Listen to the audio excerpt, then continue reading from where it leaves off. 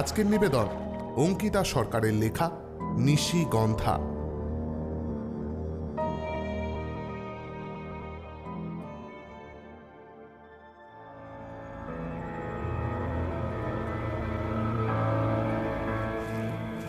গাঁয়ের পথ দিয়ে হেঁটে হেঁটে ভোলানাথ চাটুর্যে যখন বাড়ি ফিরছিলেন তখনও এমন কিছু রাত হয়নি। এই আধ ঘন্টা হবে সূর্যদেব অস্ত গিয়েছেন।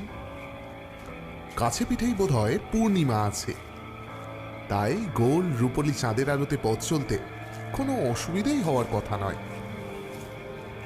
গ্রামের মেঠো পথ ধরে দুপাশের ধান জমিকে পিছনে ফেলে এগোতে লাগলেন ভোলানাথ। নসিবপুর গ্রামের পূর্ব দিকে যে দোচালা ঘর গোয়াল ধানের মড়াই নিয়ে সচ্ছলতার প্রতীক হয়ে দাঁড়িয়ে রয়েছে, সেটাই ভোলানাথের ঘর। সেখানে তার স্ত্রী, দুই ছোট ছোট পুত্রকন্যা আর এক বিধবা বোন নিয়ে সংসার। গঞ্জের কাছে তার একখানা দশকর্মার দোকান আছে। এছাড়াও কয়েক বিঘে জমি থেকে শত বৎসর চালের যোগানটা হয়েই যায়। যদিও কোনোদিনই দোকান বন্ধ করে এত তাড়াতাড়ি ফিরে আসেননি তিনি। সেখানে অন্য দোকানিদের সাথে সন্ধ্যাবেলা খানিক তাস পাশা খেলে দু চার কাপ চা উড়িয়ে আরও একটু রাত করালে তবেই দোকানের ঝাঁপ ফেলে গায়ের অন্যান্যদের সাথে ফিরে আসেন। কিন্তু আজকের কথা আলাদা। আজ সেই কোন সকালে বেরিয়েছেন। গঞ্জের ঘাটে বাঁধা নৌকা করে 10 ক্রোশ পথ ঠেঙিয়ে উপস্থিত হয়েছিলেন মেয়ের বাড়িতে। সামনে জামাই ষষ্ঠী, সেই উপলক্ষেই মেয়ে জামাইকে নেমন্তন্ন করতে। ইচ্ছে ছিল নেমন্তন্নটুকু করেই সামান্য ফলাহার সেরে আবার ফিরতি নৌকা ধরে ফিরে এসে দোকান খুলবেন। কিন্তু কুটুম বাড়ির লোকজন কিছুতেই দুপুরে পঞ্চব্যঞ্জন না খাইয়ে ছাড়লেন না। সেসব খেয়ে বিছানায় একটু গড়িয়ে নিতে নিতেই রোদ মরে এলো। তাড়াতাড়ি সেখান থেকে বেরিয়ে গঞ্জে পৌঁছতে পৌঁছতেই আধার নেমে এলো। বুড়ি বোঝের ফলে শরীরটা জুতে না লাগায় দোকান না খুলে একা একাই বাড়ির পথ ধরেছেন তিনি। মনটা আজ তার বড় উৎফুল্ল হয়ে আছে।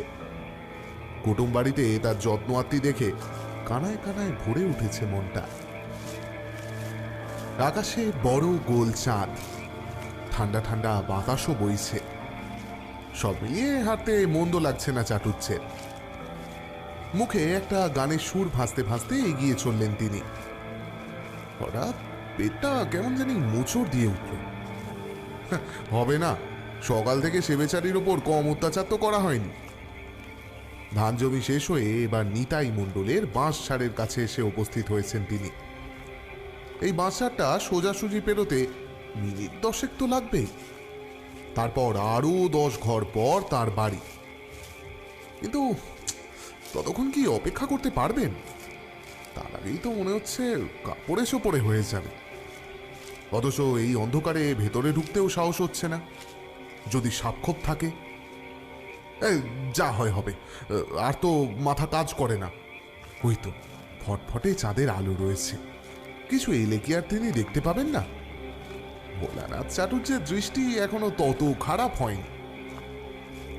ভাবনা অনুযায়ী বাঁশঝাড়ে গিয়ে প্রবেশ করলেন ভোলানাথ চাটুর্যে। বেশি ভিতরে ঢোকবার সাহস তার এখনো হলো না, তাই কাছাকাছি একটা জায়গা দেখে বসে পড়লেন। বেশ কিছুক্ষণ কাটার পর যখন একটু শান্তি পেলেন, ঠিক তখনই পিছনে একটা সরসর আওয়াজ পেলেন। আর সেই সঙ্গে খুব সুন্দর মাতাল করা একটা গন্ধ। কি ফুলের গন্ধ এটা? এই রে, ফুলের গন্ধে আবার সাপখোপ এলো নাকি? পিছন পানে ঘুরে তাই দেখতে গেলেন চাটুর্যে। কিন্তু যেটা দেখলেন তাতে তার চোখ দুটো বড় বড় হয়ে গেল।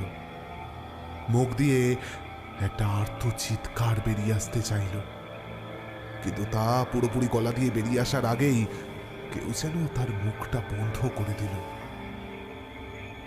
কিছুক্ষণ পর ভোলানাথ চাটুর্যের প্রাণহীন দেহটা শূন্য থেকে আছাড় খেয়ে ওখানেই লুটিয়ে পড়ল।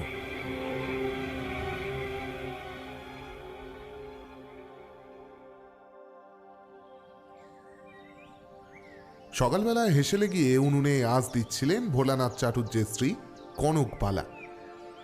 বয়স তার 40-এর গোড়ার দিকে। 3 সন্তানের জননী হলেও শরীরের গড়নটি আঁটো সাঁটো। উনুনে ফু দিয়ে ভাতের হাঁড়িটা চাপিয়ে দিয়ে কনকবালা নিজের মনেই গজগজ করছিলেন। সারা রাত মানুষটা বাড়ি ফেরেনি, মেয়ের কাছেই রয়ে গেছে নিশ্চয়। এত বয়স হলো, তবু যদি কোনো কাণ্ডজ্ঞান হয়। কুটুম বাড়িতে মেয়ে জামাইকে নিমন্ত্রণ করতে গিয়ে কেউ এভাবে থেকে যায় নাকি? আজ আসুক, বেশ 2 কথা শুনিয়ে দেবেন তিনি। এই ভেবে ক্ষিপ্র হস্তে আনাজ কুটতে লাগলেন। সেই সময় দূর থেকে কেউ যেন বলে চিৎকার করছে। কে কাকে ডাকছে ভেবে সেদিকে আর কান না দিয়ে কনক আনাজ কাটতে লাগলেন। কিন্তু ডাকটা ক্রমশ এগিয়ে আসতে লাগলো কনকের হেসেলের সামনের দিকে। কনক মুখ তুলে দেখলেন ওদিকে নিতাই মণ্ডলের ছেলে কানু ধুলো পায়ে হাঁপাতে হাঁপাতে সে দাঁড়ালো। অনেকটা রাস্তা ছুটে এসে এখন মুখ হা করে শ্বাস নিচ্ছে সে। বডিটাকে কাত করে বাইরে বেরিয়ে এলেন কনকবালা। তারপর জিজ্ঞেস করলেন, কিরে, কি হয়েছে রে? অমন ছুটতে ছুটতে এলি যে বড়? কানু হাঁপাতে হাঁপাতে টুকরো টুকরো ভাবে বলল, তাড়াতাড়ি চলো খুড়ি, খুড়ো আমাদের বাঁশ ঝাড়ে সবাই তোমারে ডাকতে পাঠালো, চলো। কানু যেভাবে এসেছিল সেইভাবেই ছুটতে ছুটতে চলে গেল। কনকবালার বুকের ভেতরটা কেমন যেন ছ্যাঁত করে উঠল। বাইরে থেকে ঠাকুরজি বলে ডাক দিয়েই ছুটলেন নিতাই মণ্ডলের বাঁশ ছাড়ের দিকে। তিনি ভুলে গেলেন তিনি ব্রাহ্মণী, তার মাথার ঘোমটা খসে পড়েছে। এরকম উতলা হওয়া তার মানায় না। ননদ ভাজ মিলে যখন নিতাইয়ের বাঁশ ছাড়ের কাছে পৌঁছলেন, তখন গোটা নসিবপুরের মানুষ সেখানে ভেঙে পড়েছে। তাকে দেখেই গ্রামের লোকের ফিসফিসানি চাপা গুঞ্জনে পরিণত হল। গায়ের লোক সরে গিয়ে তাকে যাওয়ার পথ করে দিল।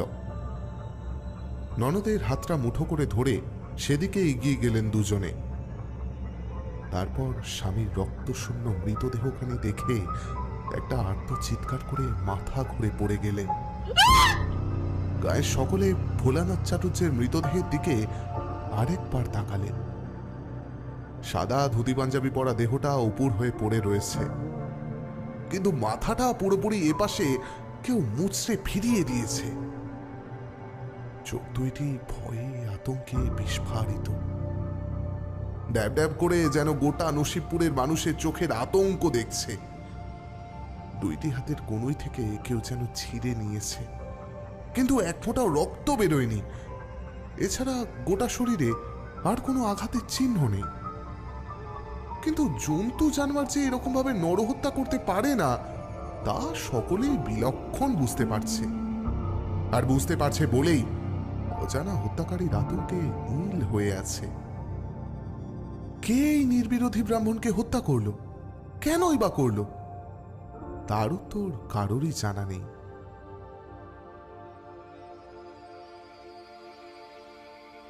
গায়ের চণ্ডীমণ্ডপে বয়স্ক গণ্যমান্যরা সব আলোচনায় বসলেন। তাদের এতকালের জীবনে অনেক মৃতদেহই তারা দেখেছেন, কিন্তু কোনোটাই এত বীভৎস নয়। গ্রামের প্রবীণ বয়োজ্যেষ্ঠ হরিদয়াল ঘোষ বললেন, এ তো ভারী সমস্যা হলো। এতখানি বয়স হলো, এই গায়ে জন্মে 3 কালকে 1 কালে ঠেকলো। এরকমটা তো কখন হয়নি। 2-4টে বুনো শেয়াল আর খটাস ছড়া আর তো কোনো জন্তু জানোয়ার নেই এ গায়ে। তবে কিসের কাজ? সেটাই তো বুঝতে পারছি না গো কাকা। আচ্ছা, দূর থেকে বাঘ এলো না তো? উত্তর দিল নবীন কমল বসাক, কিন্তু উত্তরটা ঠিক মনোপুত হলো না কারোরই।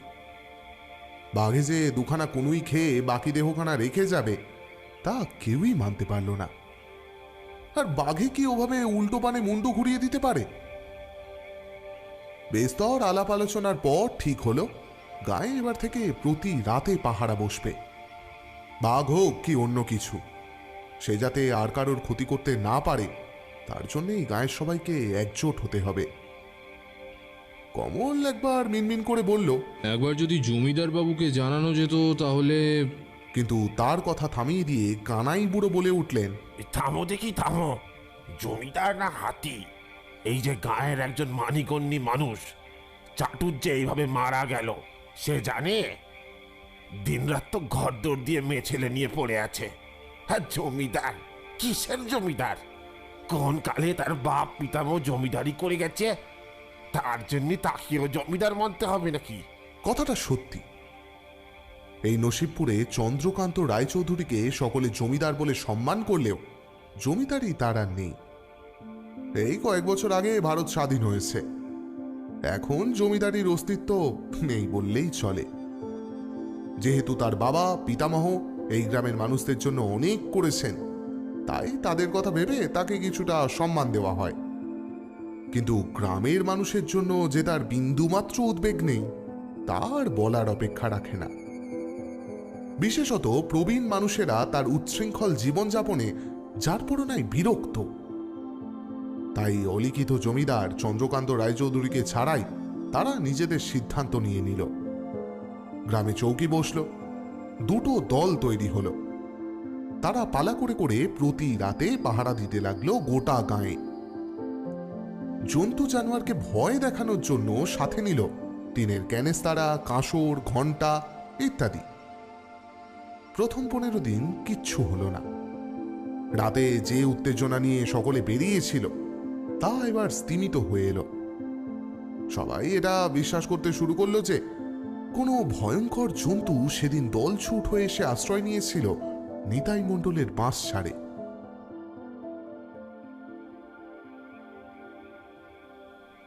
আবার ঘুরে এলো ত্রয়োদশী। আকাশের কোনো এক কোণে সরু নখের মতো একটুখানি চাঁদ ঝুলছে। তার সামান্য আলো পৃথিবীতে এসে পৌঁছচ্ছেই না। সকলেই আজ ঢিলে ঢালা পাহারা দিচ্ছে, পথের ধারে মাঝে মাঝে বসে পড়ছে। বেশ অনেকক্ষণ পাহারা দেওয়ার পর ঝিমুনি কাটাতেই ধুলোপথের একপাশে উবু হয়ে বিড়ি ধরালো ওরা।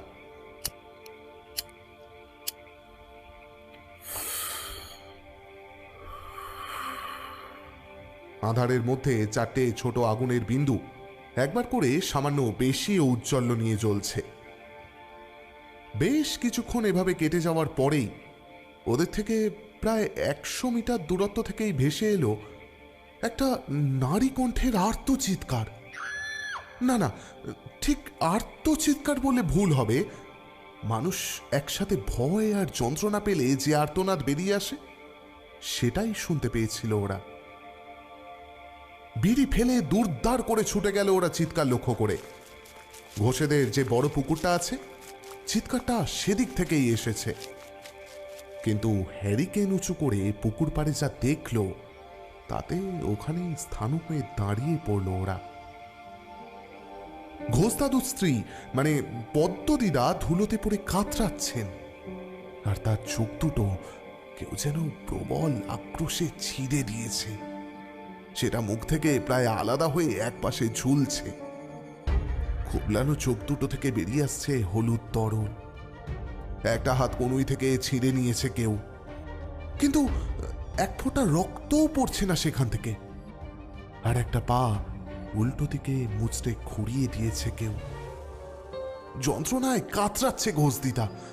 প্রাণবায়ু যে আর বেশিক্ষণ অবশিষ্ট থাকবে না তা বলাই বাহুল্য। এই যন্ত্রণাকাতর গোয়ানির মধ্যেও তারা শুনল কাছে পিঠেই কেউ যেন খুব জোরে জোরে নিঃশ্বাস ফেলছে, যেন ওরা চলে আসায় খুবই ক্ষুব্ধ সে। আর পুকুর পাড়টা ভরে রয়েছে অপূর্ব সুন্দর এক ফুলের গন্ধে।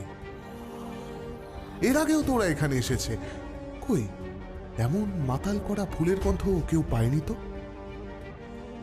মাথার ভিতর সেই গন্ধটা যেন সেঁধিয়ে যাচ্ছে ধীরে ধীরে, অবশ করে ফেলছে ওদের সমস্ত চেতনাকে। কিন্তু জোর করে চোখ খোলা রাখলো তারা। তারপর ওদের দলের বিশু বলল, এই যে নিমাই, বলাই, তোরা এখানে দিদার কাছে থাক, আমি আর চন্দন যাচ্ছি ঘোষ দাদুদের বাড়ি খবর দিতে। শোন, সাবধানে থাকবি।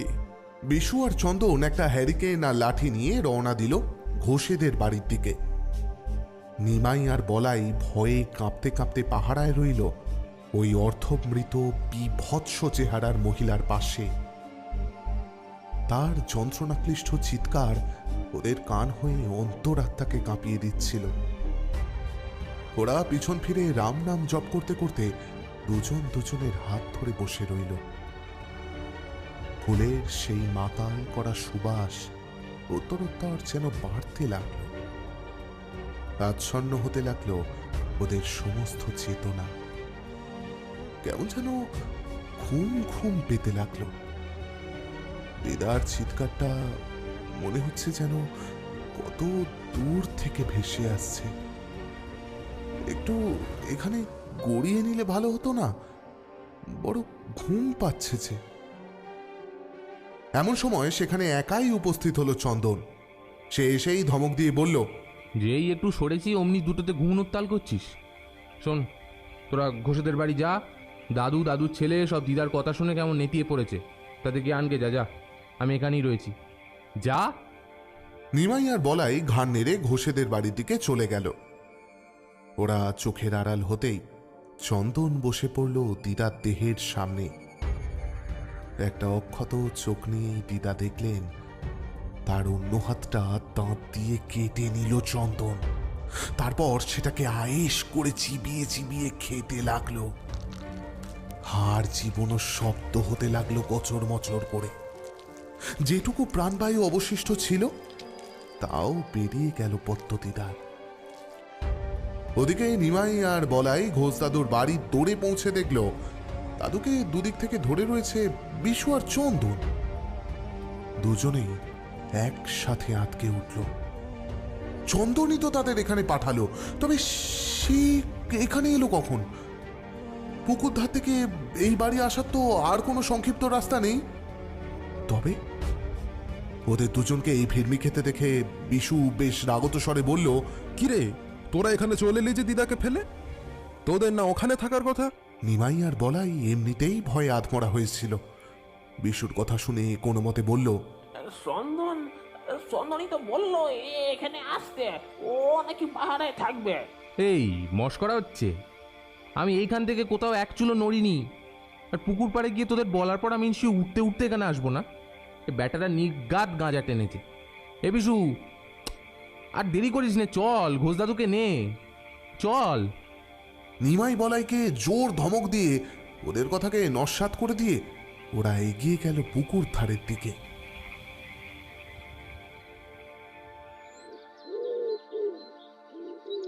আমি এই নসিবপুরের জমিদার। গায়ে দুটো অপঘাত মৃত্যু হয়ে গেল, অথচ কেউ আমায় জানানো না পর্যন্ত। এসব সংবাদ আমায় কিনা চাকর বাকর এনে দিচ্ছে। বলি, কার বুদ্ধিতে হলো এসব? কে কে সাহস জোগালো আমায় এমন অমান্য করার?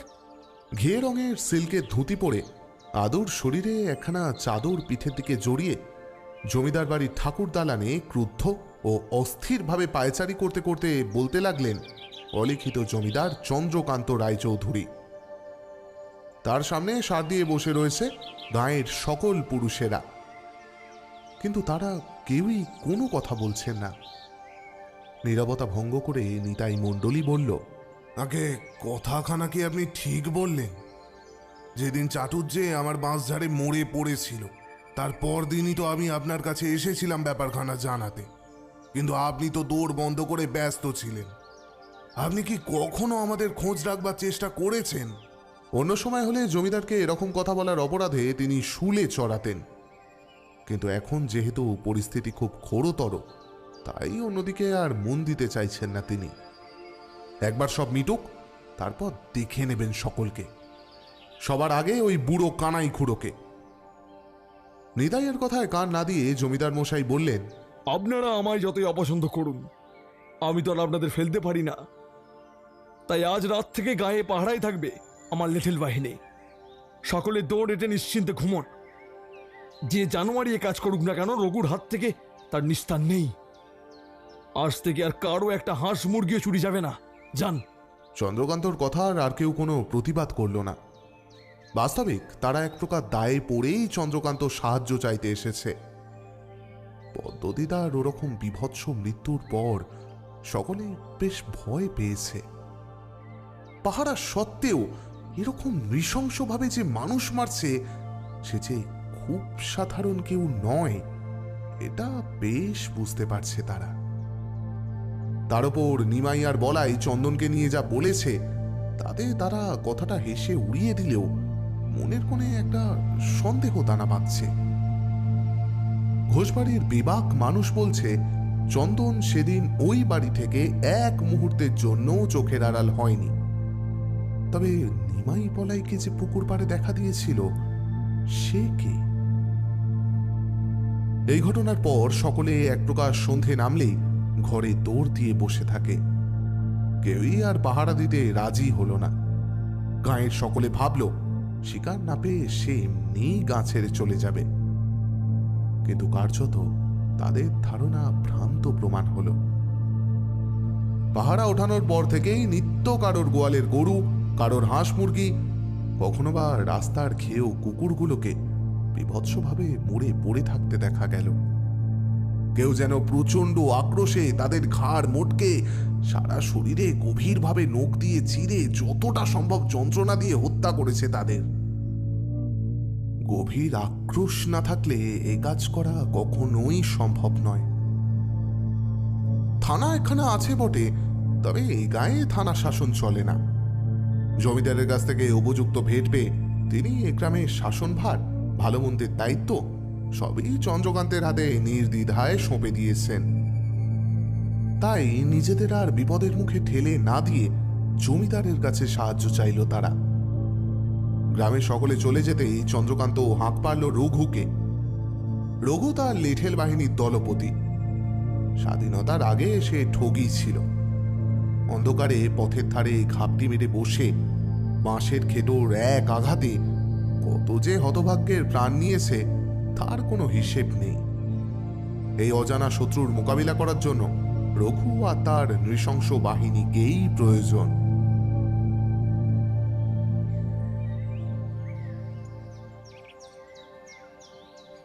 খাটো আধময়লা ধুতি হাঁটু অব্দি পরা, কালো কুচকুচে আদুর গা, হাতে পাকা বাঁশের তেল চুকচুকে লাঠি, এক মাথা ঘন কালো কোঁকড়া চুল, মাথায় লাল ফেটটি বাঁধা, হাতে চকচকে মোটা একটা লোহার কড়া পরে রঘুবাগদি চন্দ্রকান্তর সামনে এসে প্রথমে তাকে ঝুঁকে প্রণাম জানালো। তারপর নির্দেশের অপেক্ষায় দাঁড়িয়ে রইল। চন্দ্রকান্ত সব কথা তাকে বুঝিয়ে দিলেন। অবশ্য বলবার প্রয়োজন ছিল না কিছুই, সব তার আগে থেকেই জানা। হুজুরের সামনে তো সে কথা বলা যায় না। কথা শেষ করে চন্দ্রকান্ত বললেন, যা আজ থেকেই কড়া পাহারা দে। যে এইসব করছে তাকে আজই নিকেশ কর, তারপর গাঁয়ের কিছু মানুষের সাথে হিসেব চোকাতে হবে। যা।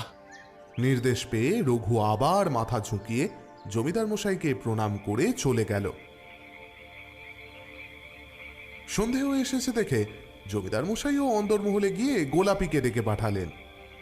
অনেক ধকল গেছে আজ, গলাটাও কেমন শুকনো শুকনো লাগছে। একটু পান না করলে মস্তিষ্কের কোষগুলো ঘুমিয়ে পড়ে। পানের পর তার আবার একটা নারীর সঙ্গের খুব প্রয়োজন পড়ে। যদিও তার ঘরে মা অন্নপূর্ণার ন্যায় সুন্দরী স্ত্রী আছে, যে কিনা আবার তার 2 সন্তানের জননী, কিন্তু সে বড় পুরনো হয়ে গেছে চন্দ্রকান্তর কাছে। তাই বছর 2 হলো গোলাপি তার সেবা করে। চাকরি থেকে তলব পেয়ে হাতের থালাতে পানের সমস্ত সরঞ্জাম গুছিয়ে নিয়ে গোলাপি চলল চন্দ্রকান্তের নিজস্ব ঘরের দিকে। গোলাপি হচ্ছে দুলে পাড়ার মেয়ে। তার সমস্ত শরীর থেকে যৌবন যেন ফেটে পড়ছে। শুধুমাত্র এই কারণেই সে জমিদারের সুনজরে পড়েছে। সাদা পাথর কুঁদে বানানো তার শরীরে এখন মজে রয়েছেন জমিদার চন্দ্রকান্ত। গোলাপি ঘরে ঢুকে হাতের জিনিস নামিয়ে রাখতেই এক ঝটকায় তাকে নিজের কাছে টেনে নিলেন চন্দ্রকান্ত। মনটা আজ তার বড় অস্থির হয়ে আছে। বেশ কিছুক্ষণ পর চন্দ্রকান্তর বাহুডোর থেকে ছাড়া পেল গোলাপি। জমিদারের দিকে তাকিয়ে একটা মুচকি হাসি দিয়ে গোলাপি বলল, আমি যাই, খিড়কির পুকুর থেকে পা ধুয়ে আসি গে। যা, তার আগে এক পাত্র বানিয়ে দিয়ে যা। চন্দ্রকান্তর কথা মতো এক পাত্র সুরা প্রস্তুত করে এলোমেলো কাপড় গুছিয়ে বাইরে বেরিয়ে এলো সে। যতই জমিদারের শয্যা সঙ্গিনী হোক, তার জন্যেও অন্যান্যদের মতোই বরাদ্দ খিড়কির পুকুর। জমিদার বাড়ির ধার দিয়ে একটা সরু পায়ে চলা পথ বাগানের ধার ঘেঁষে চলে গেছে পুকুরে। গোলাপি সেই পথ ধরেই পুকুরে পৌঁছল। হাত দিয়ে জল কেটে কেটে এক পা দুপা করে সে পুকুরের গভীরে নেমে ডুব দিল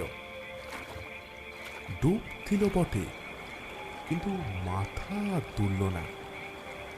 তার মনে হলো কেউ যেন শরীরের সমস্ত শক্তি দিয়ে টেনে ধরেছে তার পা। কোনো লতায় পা জড়ালো কি? কিন্তু পুকুরের এই জায়গা তো সে নিত্যদিন ডুব দিতে আসে। তবে আর কিছুই নয়। যেভাবে ভোলানাথ চাটুর্যে পদ্মদিদা আর বেবাক হাঁস মুরগির প্রাণ নিয়েছে সেই শক্তিশালী খুনে, সেভাবেই আজ গোলাপিকে পুকুরের জলে ডুবিয়ে মেরে তার দেহটাকে কাকের মধ্যে গেঁথে দিল। কালো পুকুরের জলের কিছুক্ষণ আগের ছটপটানি থেমে গেল। এক ঘন কালো মানুষের আকৃতির অবয়ব উঠে এলো পুকুর থেকে। ধীরে ধীরে সে এগিয়ে গেল জমিদার বাড়ির দিকে। তার দেহটা মাটি থেকে কিছুটা যেন উপরে ভেসে চলছে। প্রধান ফাটকের কাছে এসে সেই ঘোর কৃষ্ণবর্ণ ছায়া গোলাপির রূপ ধারণ করল। তারপর সিঁড়ি বেয়ে এগিয়ে চলল জমিদার বাবুর ঘরের দিকে।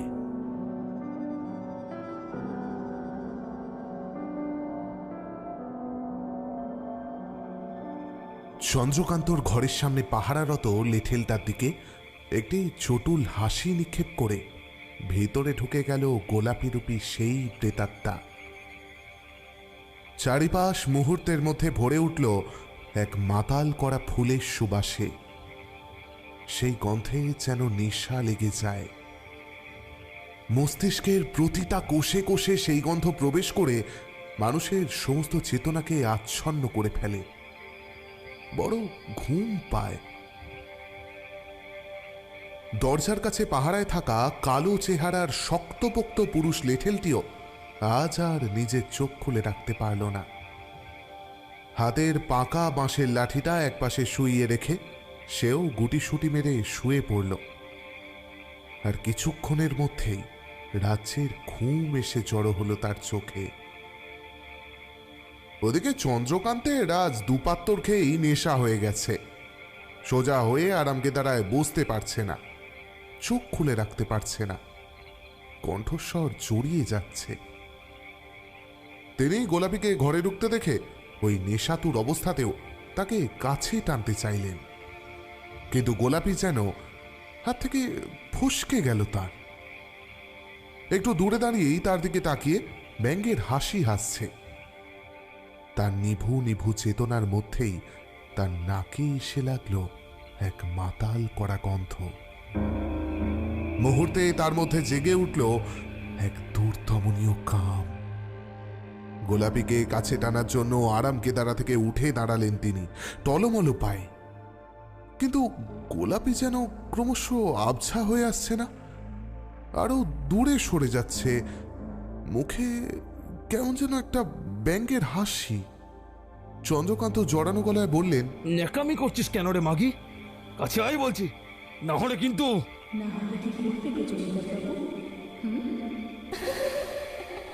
চটুল স্বরে কথাগুলো বলে খিলখিল করে হেসে উঠল গোলাপি। মাথায় রক্ত উঠে গেল তার। তিনি নিষ্ফল আক্রোশে বললেন, দেখবি দেখবি কি করি? কিন্তু নিজের ক্ষমতা আর দেখানো হলো না তার। তার আগেই আধবোজা চোখে দেখলেন গোলাপির সুন্দর আঁটো সাঁটো কামোদ্দীপক শরীরটা আস্তে আস্তে পরিবর্তিত হয়ে এক বিভৎস রূপ নিচ্ছে। এক রাশ নিকশ কালো ধোঁয়া নারী মূর্তির অবয়ব ধরে মাটি থেকে কিছুটা উপরে উঠে ভাসছে যেন, কিন্তু নগ্ন শরীরের মধ্যেও স্পষ্টভাবে ফুটে উঠছে বক্ষ বিভাজিকা আর মুখাবয়ব। সেই নারী মূর্তি যেন ভেসে ভেসে এগিয়ে এলো চন্দ্রকান্তর দিকে। তার মুখের কাছে নিজের মুখ নিয়ে গেল, আর সেই সঙ্গে ঘরের মধ্যেকার সেই ফুলের সুবাস যেন বেড়ে গেল বহুগুণ। সেই বিভৎস মুখ দেখে চন্দ্রকান্ত সমস্ত নেশা কোথায় যেন উবে গেল। তিনি বিস্ফারিত চোখে চেয়ে দেখলেন সেই আগুনের ভাটার মতো চোখ আর তার আগুন ছড়া দৃষ্টি। সাথে সাথে তার চোখ গেল সেই প্রেতাত্মার যোনির দিকে। রক্তে ভেসে যাচ্ছে যেন সেই কালো ধোঁয়ার নারী শরীরের যোনি। অস্ফুটে চন্দ্রকান্ত বলে উঠলেন, বকুল। এক ক্রূর হাসি ফুটে উঠল সেই প্রেতাত্মার মুখে। সে ঠান্ডা হিমশীতল কণ্ঠে বলে উঠল,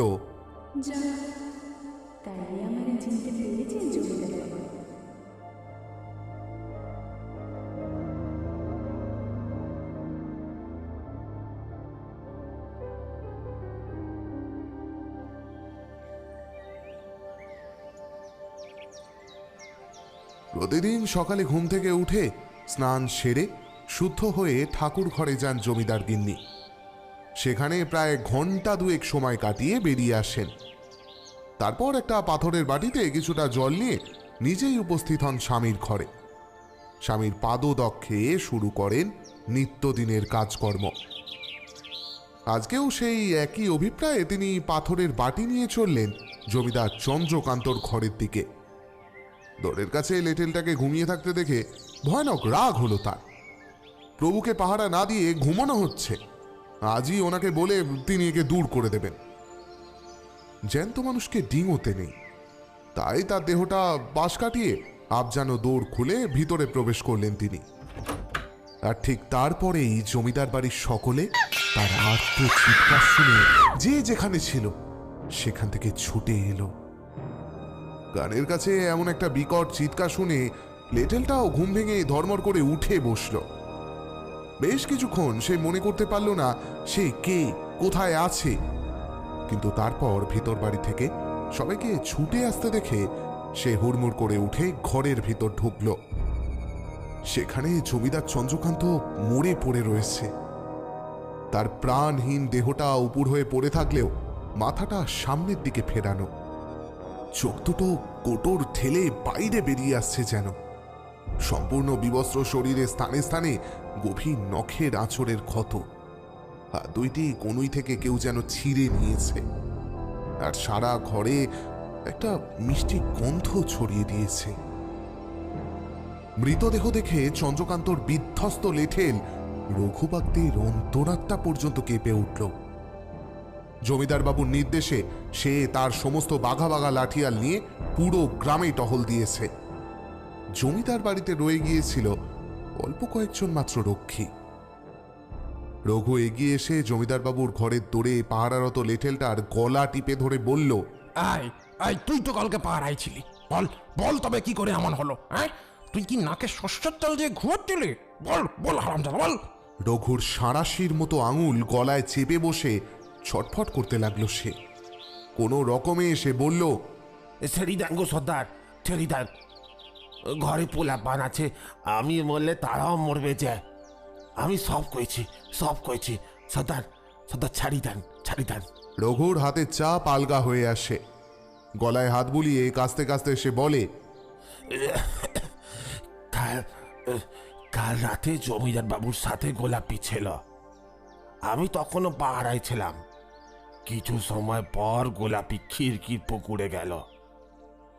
ও ফিরে আসতেই একটা সুন্দর গন্ধ ভেসে এলো। গোলাপি ঘরে সিঁধিয়ে গেল। আর আমার না কেমন ঘুম পেয়ে গেল। আমি কিছুতেই দাঁড়িয়ে থাকতে পারলুম না গো, আমি কিছুতেই আর দাঁড়িয়ে থাকতে পারলুম না। সাথে সাথেই চাকর মহলে খোঁজ পড়ল গোলাপির। সত্যি তো, এত কিছু হয়ে গেল, তবু গোলাপির দেখা নেই কেন? এদিকে জমিদার গিন্নি অসুস্থ হয়ে পড়েছেন, তাকে অন্য ঘরে নিয়ে যাওয়া হয়েছে। কবিরাজ তাকে দেখছেন। ঠিক এমন সময় একজন চাকর দৌড়তে দৌড়তে এসে সংবাদ দিল গোলাপিকে পাওয়া গেছে। সবার মধ্যে হুলুস্থুলু পড়ে গেল। কোথায় সেই হতবাগী? কোথায় ছিল সারা রাত সেই মুখপুরি? হাঁপাতে হাঁপাতে সেই চাকর জানালো গোলাপিকে পাওয়া গেছে ঠিকই, তবে তার দেহে প্রাণ নেই। খিড়কির পুকুরের ঠিক মধ্যিখানে ভেসে উঠেছে তার দেহ। জলে ফুলে ঢোল হয়ে উঠেছে তার দেহ। একই দিনে বাড়িতে দুটো নৃশংস মৃত্যু দেখে সকলেই আতঙ্কিত হয়ে উঠল। তার উপর এক নাম না জানা ফুলের সুবাস। সেই গন্ধ এত তীব্র যে দীর্ঘক্ষণ নাসারন্ধ্রে প্রবেশ করে মানুষকে অতিষ্ঠ করে তুলেছে। এই অজানা শত্রু যে কাকে কখন কিভাবে আক্রমণ করবে তার কথা আগে থেকে কেউই টের পায় না। তাহলে কি এভাবে একদিন সবাইকেই মরতে হবে তার হাতে? শ্মশান হয়ে যাবে এই নসিবপুর। কেউ মুখে উচ্চারণ না করলেও সবার মনে এই প্রশ্নগুলো ঘুরপাক খেতে লাগলো।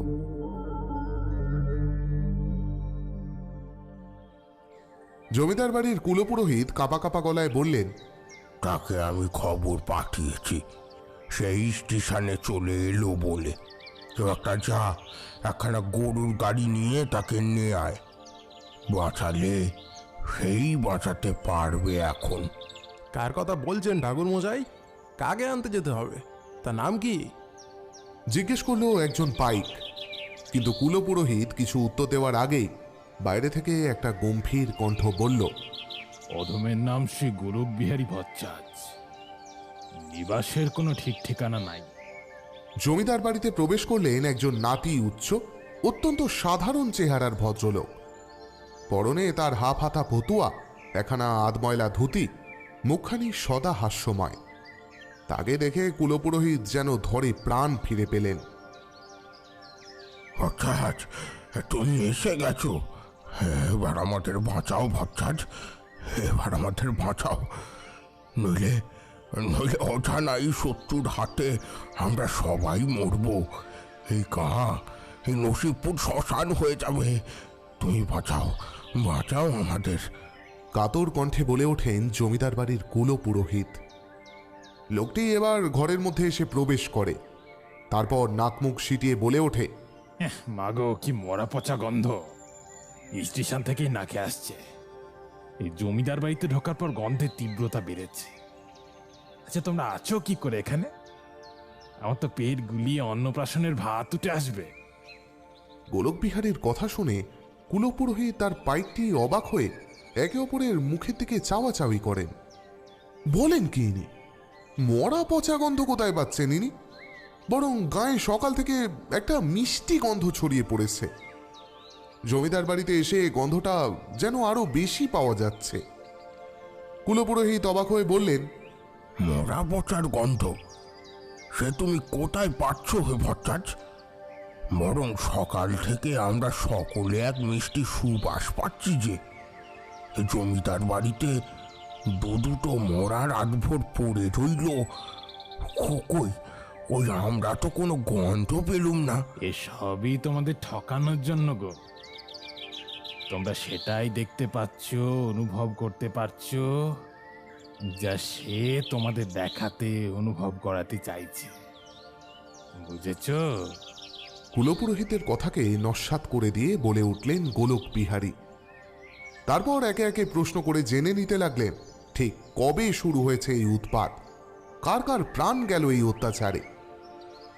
কুলপুরোহিত আর পাইকটি মিলে যথাসম্ভব গুছিয়ে বলতে লাগলো সমস্ত ঘটনা, আর গোলক বিহারী গম্ভীর মুখে শুনতে লাগলেন সেসব। তাদের বলা শেষ হলে বেশ কিছুক্ষণ কি যেন ভাবলেন গোলক বিহারী, আর তার দিকে আশান্বিত দৃষ্টিতে তাকিয়ে রইলেন কুলপুরোহিত। তিনি এবার প্রশ্ন করলেন, কি বুঝছো ভট্টাচ? কি করে রক্ষে পাবো আমরা এর হাত থেকে?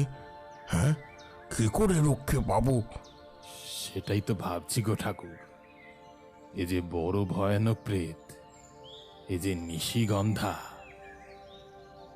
মরণের আগে যে জাল বিছিয়ে সকলকে ঘুম পাড়িয়ে দেয়, এ যে বড় সর্বনাশিনী প্রেত, এর নিজের মধ্যেখানে প্রতিশোধ নেওয়ার ইচ্ছা তো থাকেই।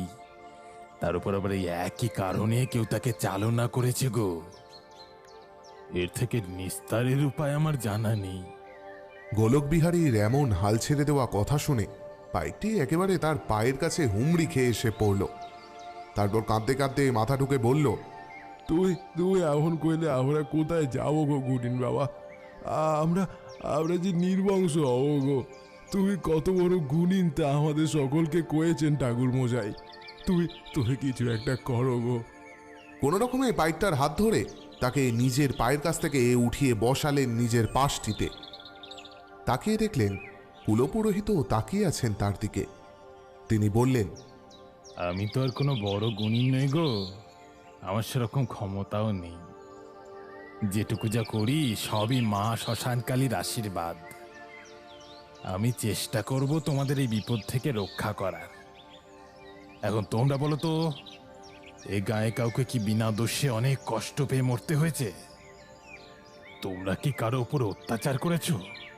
প্রশ্ন শুনে পাইক আর কুলপুরোহিত একে অপরের মুখের দিকে চাইলেন।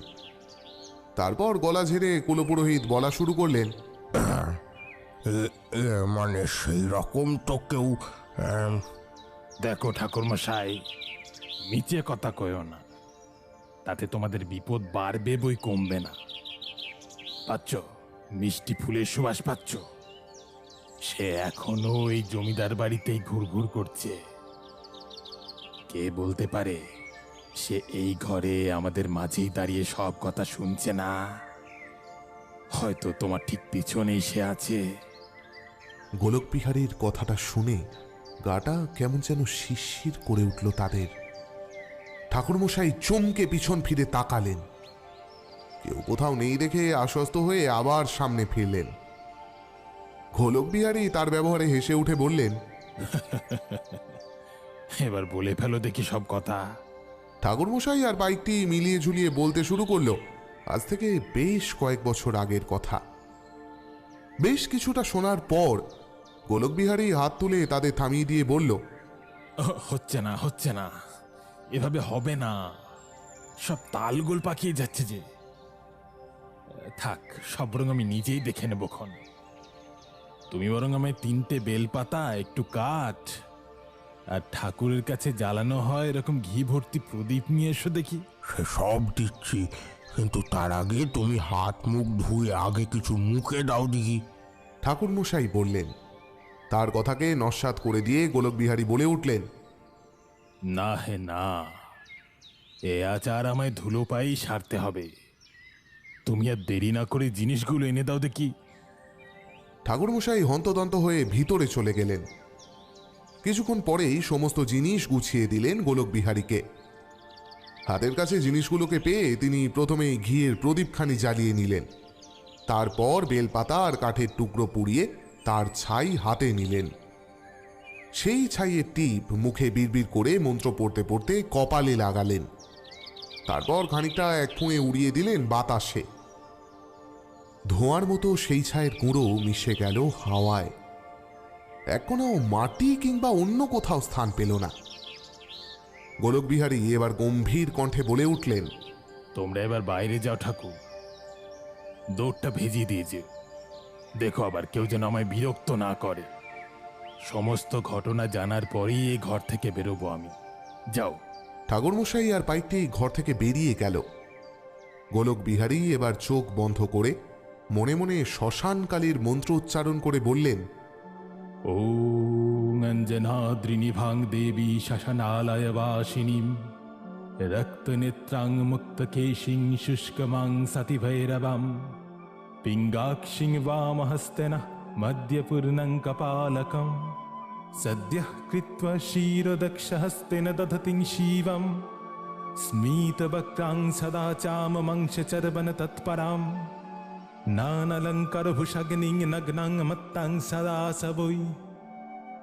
মা, পথ দেখা মা, অবোধ সন্তানকে রক্ষা কর মা। ধীরে ধীরে গোলকবিহারীর চোখের সামনে থেকে দৃশ্যপট পাল্টে যেতে লাগল। এই জমিদার বাড়ি, তার সাজানো বাগান, বড় বড় ঘর, ঝাড়বাতি, মানুষজন, সমস্ত কিছু সরে গিয়ে দৃশ্যপট ভেসে উঠল। নসিবপুরের চণ্ডীমণ্ডপ, মা দুর্গার মূর্তি, কাঁসর ঘণ্টার ধ্বনি। নসিবপুরের চণ্ডীমণ্ডপ, মা দুর্গার মূর্তি, কাঁসর ঘণ্টার ধ্বনি, লোক সমাগম, ধূপ ধুনো, আরও নানান উপাচার দিয়ে সাজানো এক পরিবেশ।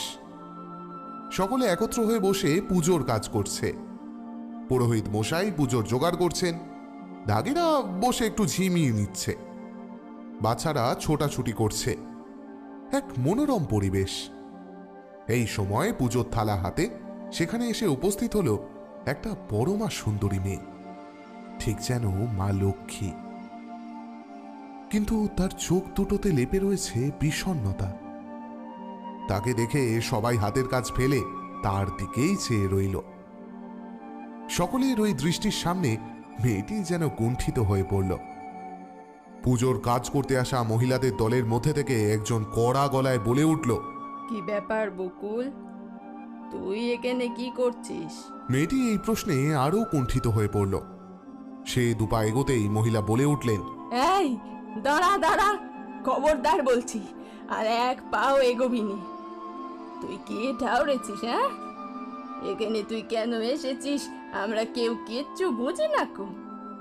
তুই এখানে সমস্ত চুয়াচুই করে পুজো পণ্ড করতে এসেছিস? হ্যাঁ। মেয়েটি আবার কাতর কণ্ঠে বলল, না পদ্ম দিদা, আমি আমি কাউরে ছোবো না, তোমাদের কারো কাছেই ঘেসবো না। আমি আমি এই দূরের দাঁড়িয়েই মাকে পেন্নাম করে চলে যাব। শুধু এই পুজোর থালাটা তোমরা যদি বলি। তুই কি ভেবেছিস? হ্যাঁ, তোরা না পুজোর থালা ছুঁয়ে আমরা সব জাত ধর্ম খোয়াই নাকি? এই চাস তুই? না না, তোর মতো নষ্ট মেয়ে মানুষের আনা পুজো মায়ের পায়ে ঠেকানো যাবে না। তুই এখন যা এখান থেকে, যা দেখি। খড়খড় করে বলে উঠল পদ্মদিদা। আশেপাশে সকলেই নির্বাক দর্শকের মতো সবকিছু দেখছে, কিন্তু কেউ কিছু বলছে না। পদ্মদিদার কথায় সকলেরই যে সায় আছে তা আর বলে দিতে হয় না। বকুল নামের ষোড়শী মেয়েটি শেষ চেষ্টা করে বলল, কিন্তু দিদা, আমার কি দোষ বলো তো? আমি কি করেছি? পদ্মদিদা মুখ ভেঙে বকুলের কথা নকল করে বলল, আমার কি দোষ? আমি কি করেছি? নেকা মাগি, তুই জানিস নে না তুই কি করেছিস? তুই জানিস নে? বের আগেই এঁটো হয়ে গেছে তোর শরীর, অপবিত্তি হয়ে গেছিস তুই। কে কয়েছিল তোকে চন্দনের সাথে বের আগে আদারে বাদারে দেখা করতে যেতে? পীড়িত হচ্ছে, পীড়িত। এখন বোঝো, চন্দন ঠিক করেছে, বাপের কথা মেনে ও তোকে বিয়ে করতে রাজি হয়নি, একদম ঠিক করেছে। সাতঘাটের একটু মেয়ে মানুষ, যা এখান থেকে যা। বকুলের দুই চোখের কোল বেয়ে জল গড়িয়ে পড়ে ভিজিয়ে দিচ্ছে তার বুকের কাপড়। সেই না দেখা মেয়েটার দুঃখে খোলক বিহারীর বুকের ভেতরটাও কেমন মোচড় দিয়ে উঠল। ভ্রুযকল কুঞ্চিত হল তার। তিনি দেখলেন মহিলা মহলের ওই কটূক্তি শোনার পর মুখে আঁচল চেপে কাঁদতে কাঁদতে চণ্ডীমণ্ডপ ত্যাগ করল সে। কেউ খেয়াল করল না আরেকজন বকুলের পিছন পিছন স্থান ত্যাগ করল।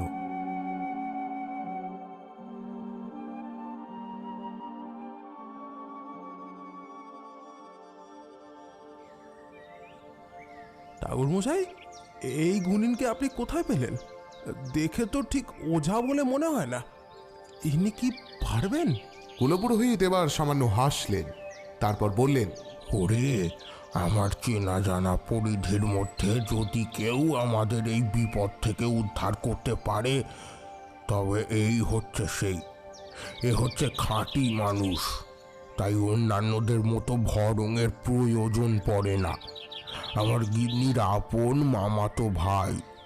বিয়ের পর থেকে এই এতদিনের মধ্যে এই দেখলু, থাকার তো কোনো ঠিক ঠিকানা নেই, এদিক সেদিক ঘুরে বেড়ায়। তা গিন্নির হঠাৎ তাকে দেখতে ইচ্ছে জাগলো, দিলুম একখানি পত্র ছেড়ে বেনারসে তার গুরুর আশ্রমের ঠিকানায়। ভগবানের অশেষ কৃপা, সে তখন সেখানেই ছিল। তাই পত্র পাঠ করে ফিরতি পত্র দিলে যে সে আসছে। তখনও গায়ে সব উৎপাত শুরু হয়নি যদিও, কিন্তু এখন ভাবছি কি ভাগ্যিস সময় পত্রখানা দিয়েছিলুম। পাইকটি এবার সামান্য ইতস্তত করে বলল, ঠাকুরমশাই, কিন্তু উনি যে কইলেন এবার সাংঘাতিক প্রেত, একে তাড়ানো ওনার কমও নয়। পাইকের গলার সন্দেহটা ধরতে পারলেন ঠাকুর মশাই। তিনি রাগ না করে সামান্য হেসে বললেন, ভট্টাচার্য সর্বদা এরকম বলে, কিন্তু আজ পর্যন্ত এরম শুনিনি সে কোথাও অসফল হয়েছে। পারলে সেই পারবে, এ নিয়ে তুই ভাবিস না।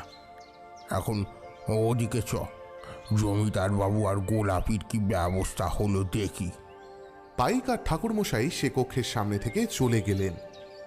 ঘরের মধ্যে তখন গোলক বিহারী পুরনো দৃশ্যপটে পুরনো ঘটনায় বিচরণ করছেন। তিনি দেখলেন বকুল মুখে আঁচল চাপা দিয়ে কাঁদতে কাঁদতে চণ্ডীমণ্ডপ ত্যাগ করল। তারপর দ্রুত পায়ে হেঁটে চলল গ্রামের একদম দক্ষিণ প্রান্তের দিকে। বেশ কিছুক্ষণ চলার পর একখানা বেশ বড় বিলের ধারে এসে উপস্থিত হলো বকুল। তার পিছন পিছন তাকে অনুসরণ করে আসা ব্যক্তিও একটু আড়াল করে দাঁড়ালো। মনের দুঃখে মায়ের মতো জেঠি, খুড়ি, দিদাদের থেকে এরকম ব্যবহার পেয়ে বকুল এতটাই ভেঙে পড়েছিল যে পশ্চাতে অন্য একজনের উপস্থিতি সে টেরই পায়নি। জন্ম থেকেই মা মরা সে। মাতাল বাপও কোন কালেই তাদের ছেড়ে ভিন গায়ে ভিন্ন সংসার পেতেছে। থাকার মধ্যে রয়েছে বছর পাঁচেকের বড় দাদা বরুণ, কিন্তু সেও তো শহরে কাজ করতে গেছে, দুদিন বাদে ফিরে আসবে। বিলের ধারে অজস্র ঝোপঝাড়ের মধ্যেও একটুখানি অপেক্ষাকৃত ফাঁকা স্থান থেকে বসে পড়ল বকুল। তার মনের মধ্যে ভেসে উঠল কয়েকদিন আগেকার এক ভয়ঙ্কর স্মৃতি। গোলক বিহারীর এভাবে অতীতে ফিরে গিয়ে সমস্ত ঘটনা দেখতে বড় কষ্ট হচ্ছে। কপালে জড়ো হচ্ছে বিন্দু বিন্দু ঘাম, মাথার ভিতর অসহ্য যন্ত্রণা হচ্ছে। তবুও তিনি বকুলের সাথে ডুব দিলেন স্মৃতির সাগরে, আর দেখলেন ষোড়শী বকুল হাতে একখানা আখ নিয়ে দাঁত দিয়ে কাটতে কাটতে হেঁটে চলেছে গাঁয়ের পথ দিয়ে। চঞ্চলা ভঙ্গি, গাছ কোমর করে পড়া ডুরের শাড়ি, মাথায় দুখানা বিনুনি। মনের আনন্দে হেঁটে বকুল উপস্থিত হলো এইখানে, এই বিলের ধারেই। এখানে আগে থেকেই এসে বসেছিল একটি বছর 22-এর ছেলে। মনে হয় বকুলের জন্যই অপেক্ষা করছিল। বকুল উপস্থিত হতেই ছেলেটি তার সামনে এসে দাঁড়ালো। তারপর অভিমান ভরা কণ্ঠে বলল, এতক্ষণে তোর আসার সময় হলো বকুল? আমি বলে সে কখন থেকে অপেক্ষা করছি তোর জন্য। আবেগে উত্তেজনায় ছেলেটি বকুলের হাত চেপে ধরে। বকুল চমকে উঠে তার হাত ছাড়িয়ে 2 পা পিছনে গিয়ে চারিদিক একবার জরিপ করে বলে উঠল, করছো কি চন্দনদা? কেউ কখন দেখে ফেলবে, তারপর তোমার বাবাকে গিয়ে লাগিয়ে দেবে, সে ভালো হবে? ছেলেটি এবার মরিয়া হয়ে বলে উঠল, হ্যাঁ, দেখে ফেললো তাতে আমার ভারী বই গেল। আমাদের তো বিয়ে ঠিক হয়ে গেছে, তুই জানিস না? পুজোর পরেই তোর সাথে আমার বিয়ে হবে। তবে এখন হাত ধরতে দোষ কিসে? বিয়ের কথা শুনে মেয়েটির গাল লাল হয়ে উঠল, যেন এক মুঠো আবির কেউ ছড়িয়ে দিয়েছে তার গালে। সে মাথা নিচু করে বলল, তবে যখন বিয়ে হবে তখনই হাত ধরো যত খুশি, এখন আমি যাই। বকুল যেতে উদ্যত হয়, কিন্তু চন্দন তার হাত ধরে ব্যাকুল কণ্ঠে বলে, এই তোর এলেই খালি পালাই পালাই। কেন রে? আমার কাছে থাকতে তোর একটু ইচ্ছে করে না? থাক না একটু বকুল। বেশ কিছুক্ষণ দুজন দুজনকে জড়িয়ে ধরে রইল। এক সময় বকুল নিজেকে ছাড়িয়ে নিয়ে বলল, এবার যাও, কে কখন এসে যাবে। আর তুই তুই যাবি না বকুল? চন্দন উদ্বিগ্ন হয়ে প্রশ্ন করল।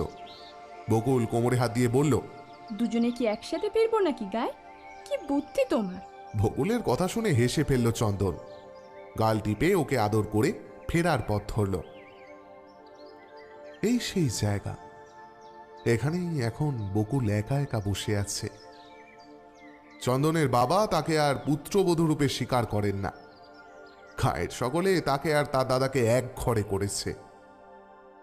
গোলক বিহারী অনুভব করলেন ঘরে কেউ একজন এসে উপস্থিত হয়েছে, তবে সে পার্থিব কেউ নয়।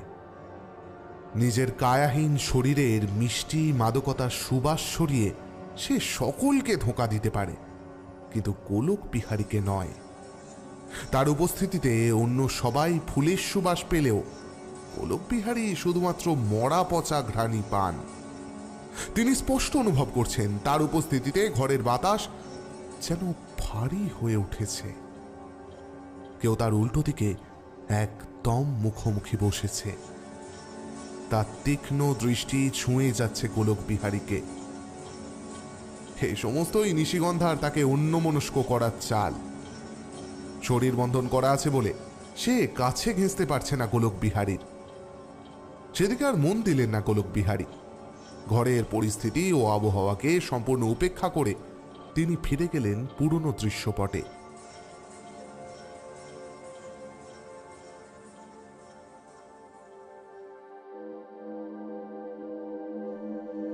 দুর্গাপুজোর আর বেশি দেরি নেই। আকাশে পেঁজা তুলোর মতো মেঘ ঘুরঘুর করছে। জায়গায় জায়গায় সাদা কাশফুল হালকা হাওয়ায় মাথা দোলাচ্ছে। বকুল একখানা কাশফুল ছিঁড়ে তার ডাঁটি চিবোতে চিবোতে বিলের ধার থেকে সামান্য ঘুর পথে গায়ে ফিরছিল। একই পথে পরপর তাদের দুজনকে ফিরতে দেখলে গায়ের লোকজন যদি সন্দেহ করে, বিশেষত তার আর চন্দনের বিয়ের কথা তো নসিবপুরে সর্বজন বিদিত। বকুল চলেছে নিজের মনে। আসন্ন বিয়ে আর সংসারের চিন্তায় এতটাই মগ্ন হয়েছিল যে ঘোড়ার খুঁড়ের খটখট শব্দ তার কানে যায়নি। কানে গেলে সে অবশ্যই ঝোপের আড়ালে লুকিয়ে পড়ত। কে না জানে এই নসিবপুরে ঘোড়া আছে কেবল একজনেরই। সে হল এ গাঁয়ের অলিখিত জমিদার চন্দ্রকান্ত। তার চলার পথে কোনো মেয়ে মানুষ এলে তার শরীরের আখড়া না নিয়ে তিনি ফিরে যান না। অন্যমনস্ক বকুল, ষোড়শী বকুল, ভরা যৌবনের অধিকারিণী বকুল একেবারে সামনে গিয়ে পড়ল জমিদার চন্দ্রকান্তর। আর ফেরবার পথ নাই, আর বাঁচবার পথ নাই। ভীত হরিণীর মতো কাঁপতে লাগলো সে। এক লাফ দিয়ে বাদামি ঘোড়ার পিঠ থেকে নেমে এলেন জমিদার চন্দ্রকান্ত। এক পা দুপা করে পিছনে সরতে লাগলো বকুল, হাত দুটো বুকের কাছে জড়ো করা। কাঁপা কাঁপা গলায় সে বলল, আমি আমি আর এই পথে আসবো না গো জমিদার বাবু, আমায় ছেড়ে দেন। বড় বড় ভুল হয়ে গেছে, আমাদের যেতে দেন বাবু। জমিদার বাবু ততক্ষণে এগিয়ে এসে বাহু ধরে নিজের দিকে টান মেরেছেন বকুলকে। স্খলিত কণ্ঠে বললেন, ছেড়ে তো দেবই, চলে তো যাবি, তার আগে আমায় একটু আনন্দ দিয়ে যা দেখি। আমায় আমায় একটু খুশি করে দে। কতদিন কতদিন যে উপোস করে আছি। বকুলের চিৎকার সেদিনকে কেউ শুনতে পায়নি। জমিদার বাবু যে তার পরনে লাল টুরে খানাই মুখে গুঁজে দিয়েছিলেন। গায়ের লোকে শুধু দেখেছিল পরন্ত বিকেলে ফালা ফালা শাড়ি, ছেঁড়া ব্লাউজ, সারা শরীরে অজস্র ক্ষত নিয়ে ধুলোয় আঁচল লুটিয়ে বকুল বাড়ি ফিরছে। চারপাশে সবকিছু সম্পর্কে একেবারে উদাসীন সে।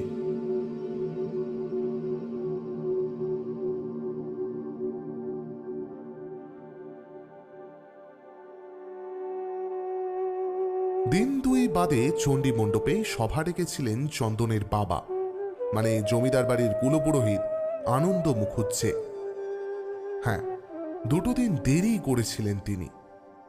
যাকে নিয়ে বিচার তাকে সুস্থ হয়ে এই সভায় উপস্থিত হতে হবে না। সভায় বরুণ তার একমাত্র ছোট বোনকে নিয়ে উপস্থিত হয়েছে। গায়ের সকল মাতব্বরের সাথে উপস্থিত হয়েছেন জমিদার বাবুর কুলপুরোহিত নিজে এবং সাথে তার একমাত্র ছেলে চন্দন। বাপের পাশে মাথা নিচু করে দাঁড়িয়েছিল সে। বোধ করি শাসন নামের এই প্রহসনে এসে সে নিজেই লজ্জিত। শাস্তি তো আগে থেকেই ঠিক করা আছে, তাও আবার বকুলের। কোন রকম আলাপ আলোচনা ছাড়াই তিনি জানালেন, এমন নষ্ট চরিত্রের অপবিত্র শরীরের মেয়েকে তিনি কিছুতেই ঘরের বউ করে তুলবেন না। তার ঘরে শালগ্রাম শিলা আছে, নিত্য তাকে জল ফুল দিয়ে পুজো করেন। এ অনাচার তিনি কি করে করবেন? বরুণ সেদিন সকলের হাতে পায়ে ধরে বলেছিল, এরকম করবেন না, আমার আমার বোনটা এইভাবে জলে ঠেলে ফেলে দেবেন না, ওর কি দোষ? ঘোষদাদু খড়খড় করে বলে উঠেছিলেন, তা ওর দোষটা তুমি কেন দেখতে পাচ্ছ না বরুণ? মিলের ধারে ভর দুপুর বেলা তোমার বোন কোন নাগরের সাথে দেখা করতে গেছিল, বলেই শুধিয়েছ তাকে? বরুণ হতবাক হয়ে যায়। বকুল বিদ্যুৎ পৃষ্ঠের ন্যায় চমকে উঠে চন্দনের দিকে একবার তাকায়। তার সাথে চোকাচুকি হতেই সে মাথা নামিয়ে নেয়। চন্দন বলতেই পারত কার সাথে সেদিন দেখা করতে গিয়েছিল বকুল, কিন্তু জন্মদাতা ও একগাঁ লোকের সামনে সে নীরব থাকাই শ্রেয় মনে করল। বরুণের হাজার কাতর অনুরোধ উপরোধ বিফলে গেল। গাঁয়ের সবাই যে শুধু তাদের এক ঘরে করলো তাই নয়, তাদের এগা থেকে বাঁশ উঠিয়ে নেওয়ার কথাও বলল। বকুল এ নসিবপুরে থাকলে নাকি গাঁয়ের মেয়ে বউরা নষ্ট চরিত্রের হয়ে যাবে তার মতো। সেদিন রাত্রে বোনকে বুকে চড়িয়ে বাড়ি ফিরে এসেছিল বরুণ। বোনের মাথায় হাত বুলিয়ে তাকে আশ্বস্ত করে বলেছিল, তুই তুই চিন্তা করিস না বকু, এই গায়ে আমরা আর কেউ রইব না। আমি আমি কালই শহরে গিয়ে বাসা আর কাজের ব্যবস্থা করে তবেই এই গায়ে ফিরবো, আর তারপরে তোকে নিয়ে চলে যাব। সেই ঘটনার পর বকুল একেবারেই গুম হয়ে গিয়েছিল। একটিবারের জন্য কাঁদেনি, কেউ তাকে দুটো স্নেহপূর্ণ কথাও বলেনি। আজ দাদার এই স্নেহের বাক্যে সে তার বুকের উপর ছাপিয়ে পড়ে আকুল নয়নে কেঁদে উঠল। বরুণের চোখও জলে ভরে গেল। কিন্তু কে জানতো দুঃখের দিন তো সবে শুরু।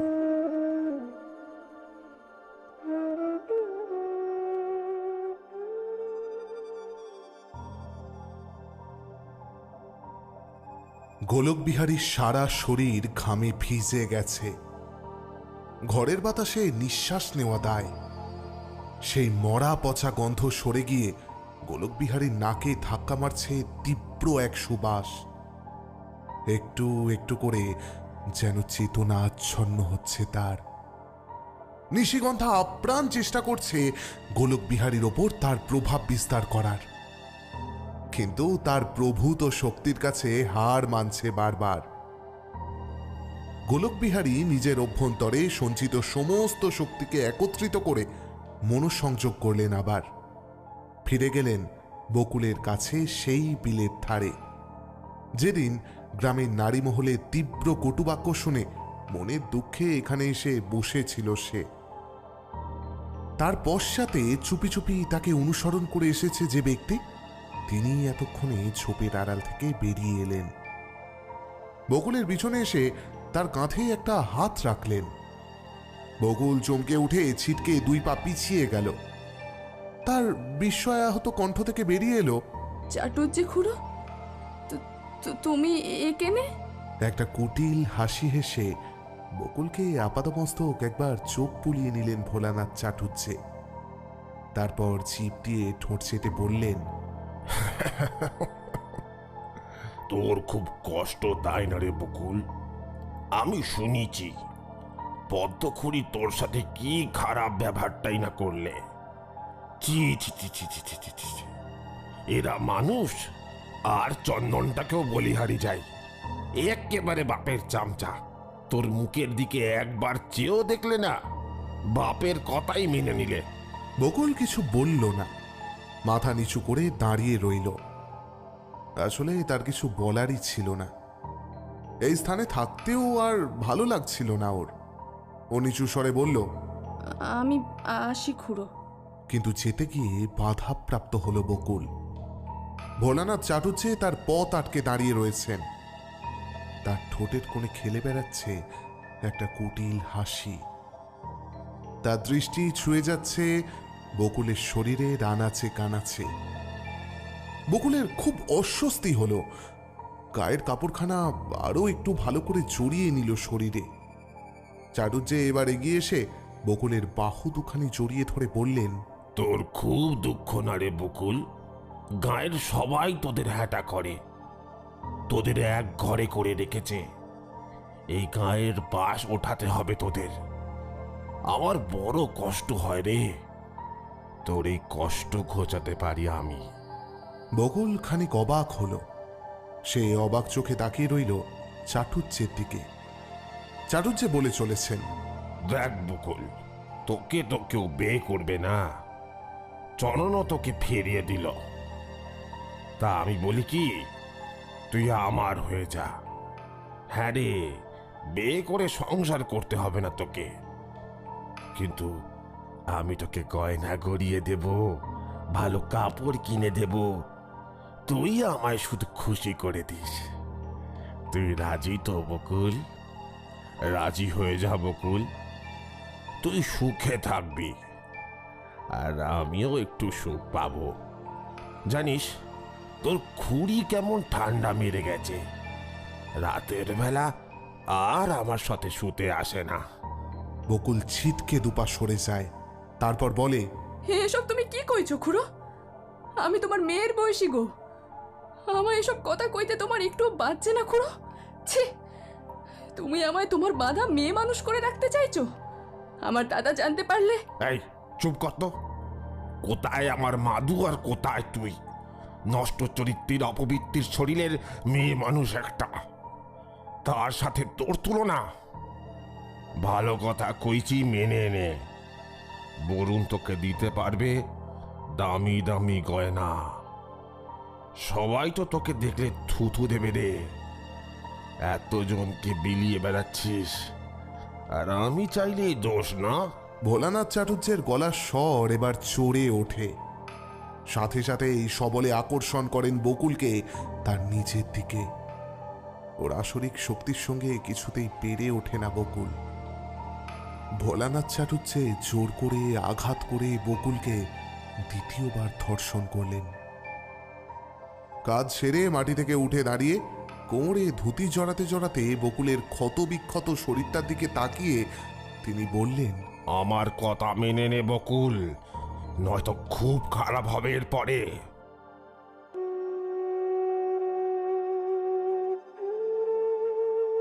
সন্ধে অবধি বকুল সেখানেই পড়ে রইল। তারপর রাতের আধার নামলে ধীরে ধীরে ফিরে গেল নিজের কুটিরে। কাগজ কলম নিয়ে লিখতে বসল সেসব কথা। বরুণ তার বোনের অক্ষর জ্ঞানটুকু করিয়েছিল। সেই জ্ঞান থেকেই বকুল চিঠিখানা লিখতে বসল। লেখা শেষ হলে চিঠিটা বালিশের নিচে রেখে দিয়ে রান্নাঘর থেকে মাটির কলসিটা তুলে নিল বকুল। তারপর স্খলিত পদক্ষেপে এগিয়ে চলল সেই বিলের দিকেই। বিলের ধারে বসে কলসিটায় পুরো জল ভরে নিল। তারপর আঁচলখানা কাঁধ থেকে নামিয়ে কলসির মুখে শক্ত করে বাঁধল, আর অন্য প্রান্ত বেঁধে নিল গলায়। তারপর একটিবার মাত্র কালো জলের দিকে তাকিয়ে দাদার মুখখানা শেষবারের মতো মনে করে ঝাঁপ দিল জলে। ঝুপ করে একটা শব্দ হলো বিলের জলে। সাঁতার জানা বকুল তলিয়ে গেল বিলের গহীন কালো জলে। দিন দুই পর বরুণ গায়ে ফিরতেই দেখল সকলে কেমন তাকে এড়িয়ে এড়িয়ে চলছে। অবশ্য এই গায়ের মানুষের থেকে ফের থেকে ভালো ব্যবহার সে আশাও করে না। কিন্তু এর আগে তাকে পথে দেখলে যেমন ব্যঙ্গ বিদ্রুপ করে উঠত লোকে, আজ আর তেমন করছে না। বরঞ্চ তাকে দেখলেই পথ থেকে সরে যাচ্ছে মানুষজন। এটা নিয়ে আর কিছু ভাবল না বরুণ। দুদিন বাদেই তো বকুলকে নিয়ে চলে যাবে শহরে। আজ থেকেই সব বাধা চাঁদা করতে হবে। নিয়ে চলে যাবে তার বোনকে এই নসিবপুর থেকে। তারপর একটা ভালো ছেলে দেখে বিয়ে দেবে তার। কেউ জানবে না তাদের অতীত। কিন্তু ঘরের দিকে যতই এগোচ্ছে একটা অস্বস্তি এসে গ্রাস করছে তাকে। চারপাশটা আজ যেন বড় বেশি নিস্তব্ধ। লোকজন নেই কেন আজ? গেল কোথায় সব? মরুগে যাক, এদের কথা কেন ভাববে বরুণ? এসব মায়া বাড়িয়ে লাভ নেই, সেই তো চলে যেতেই হবে। যাওয়ার আগে বরুণ নসিবপুরের চারপাশটা ভালো করে দেখতে দেখতে যাচ্ছিল। মনে স্মৃতিপটে ছবি তুলে রাখছিল তাদের জন্মস্থানের। হঠাৎ করে বরুণের সামনে ধূমকেতুর মতো হাজির হলো চন্দন। সে হাঁপাচ্ছে। চন্দনকে দেখেই বরুণের মনে তাজা হয়ে উঠল কিছুদিন আগেকার চণ্ডী মণ্ডপের স্মৃতি। তার চোয়াল শক্ত হয়ে উঠল। সে আর চন্দন প্রায় সমবয়সী। ছেলেবেলায় কত খেলা করেছে একসাথে। চন্দন একটু ধাতস্থ হয়ে নিয়ে বলল, বরুণ, শিগগির একবার বিলের ধারে যা, ওখানে বকুল। বকুলের নামটা শুনেই বরুণ চন্দনকে থামিয়ে দিয়ে বলল, থাম, আমি আমি তোর মুখ থেকে ওই নাম বা ওই নামের মানুষটা সম্পর্কে কিচ্ছু জানতে চাই না চন্দন। তুই তুই যা, তুই যা। বকুল ওখানে মরে পড়ে রয়েছে বরুণ। গায়ে সকলেই সেখানে আছে, তুই শিগগির সেখানে যা বরুণ। বলেই চন্দন যেমন হঠাৎ করে উদয় হয়েছিল তেমনি হঠাৎ করেই আবার মিলিয়ে গেল। কিন্তু বরুণের মাথায় আকাশ ভেঙে পড়ল যেন। কি বলে গেল চন্দন? কি হয়েছে বকুলের? আর কোনো দিকে না তাকিয়ে বরুণ ঊর্ধ্বশ্বাসে ছুটে যেতে লাগলো বিলের ধারে। সেখানে আগে থেকেই গাঁয়ের সকল মানুষ এসে ভিড় জমিয়েছে। ছেলে বুড়ো সকলেই এসে উপস্থিত। ভিড় ঠেলে সামনে এগিয়ে গেল বরুণ। দেখল সেখানে পড়ে রয়েছে তার আদরের বোনের মৃতদেহ। জলে পড়ে থেকে থেকে ফুলে ঢোল হয়ে উঠেছে তার শরীর। গলায় জড়ানো রয়েছে তার পরনের শাড়ির আঁচলখানা, আর এক প্রান্তে বাঁধা রয়েছে কলসির ভাঙা টুকরো। সম্পূর্ণ বিবস্ত্র শরীরটা হেলায় পড়ে রয়েছে। চোখ দুটো তখনও খোলা, যেন জগৎ সংসারের রূপ রস গন্ধ এখনো শুষে নিচ্ছে তা। বরুণ ধীরে ধীরে বসে পড়ল বোনের কাছটিতে। ঝোলা থেকে বের করে আনলো একখানা নতুন শাড়ি। বিবস্ত্র মৃতদেহখানিকেও তখনও গিলে খাচ্ছে সব। বরুণ নতুন কাপড়খানি দিয়ে ঢেকে দিল বোনের শরীর। তারপর পাথরের মতো বসে রইল সেখানে। গায়ের লোকে তৎপরতায় বকুলের দেহের সৎকার করল বরুণ। তারপর ক্লান্ত বিধ্বস্ত হয়ে ফিরে এলো শূন্য কুটিরে। বড় ঘুম পাচ্ছে তার। বিছানায় গাটা এলিয়ে দিতে যেতেই চোখে পড়ল চিঠিখানা। বরুণ হাতে তুলে নিল সেটা।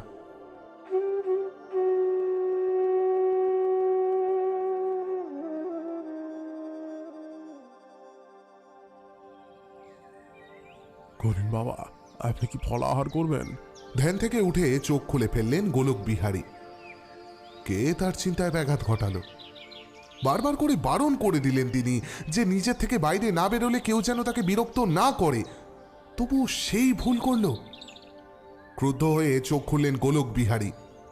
দেখলেন সেই পাইকটা দাঁড়িয়ে আছে। গোলক বিহারী বললেন, তুই, আমি বারণ করলাম না এই ঘরে আসতে? আমার এখনো যে সব জানা হয়নি, মূল ঘটনাখানাই যে জানা বাকি। যা তুই এখন। না গুনিন বাবা, আপনাকে তো সব আমি জানতে দিতে পারি না, তাতে যে আমার প্রতিশোধ না হবে না। খিলখিল করে হেসে ওঠে পাইকটি। গোলক বিহারীর চোখের সামনেই তার চেহারার পরিবর্তন হতে থাকে। একটা আবছা মেইলি অবয়ব ধারণ করে সে।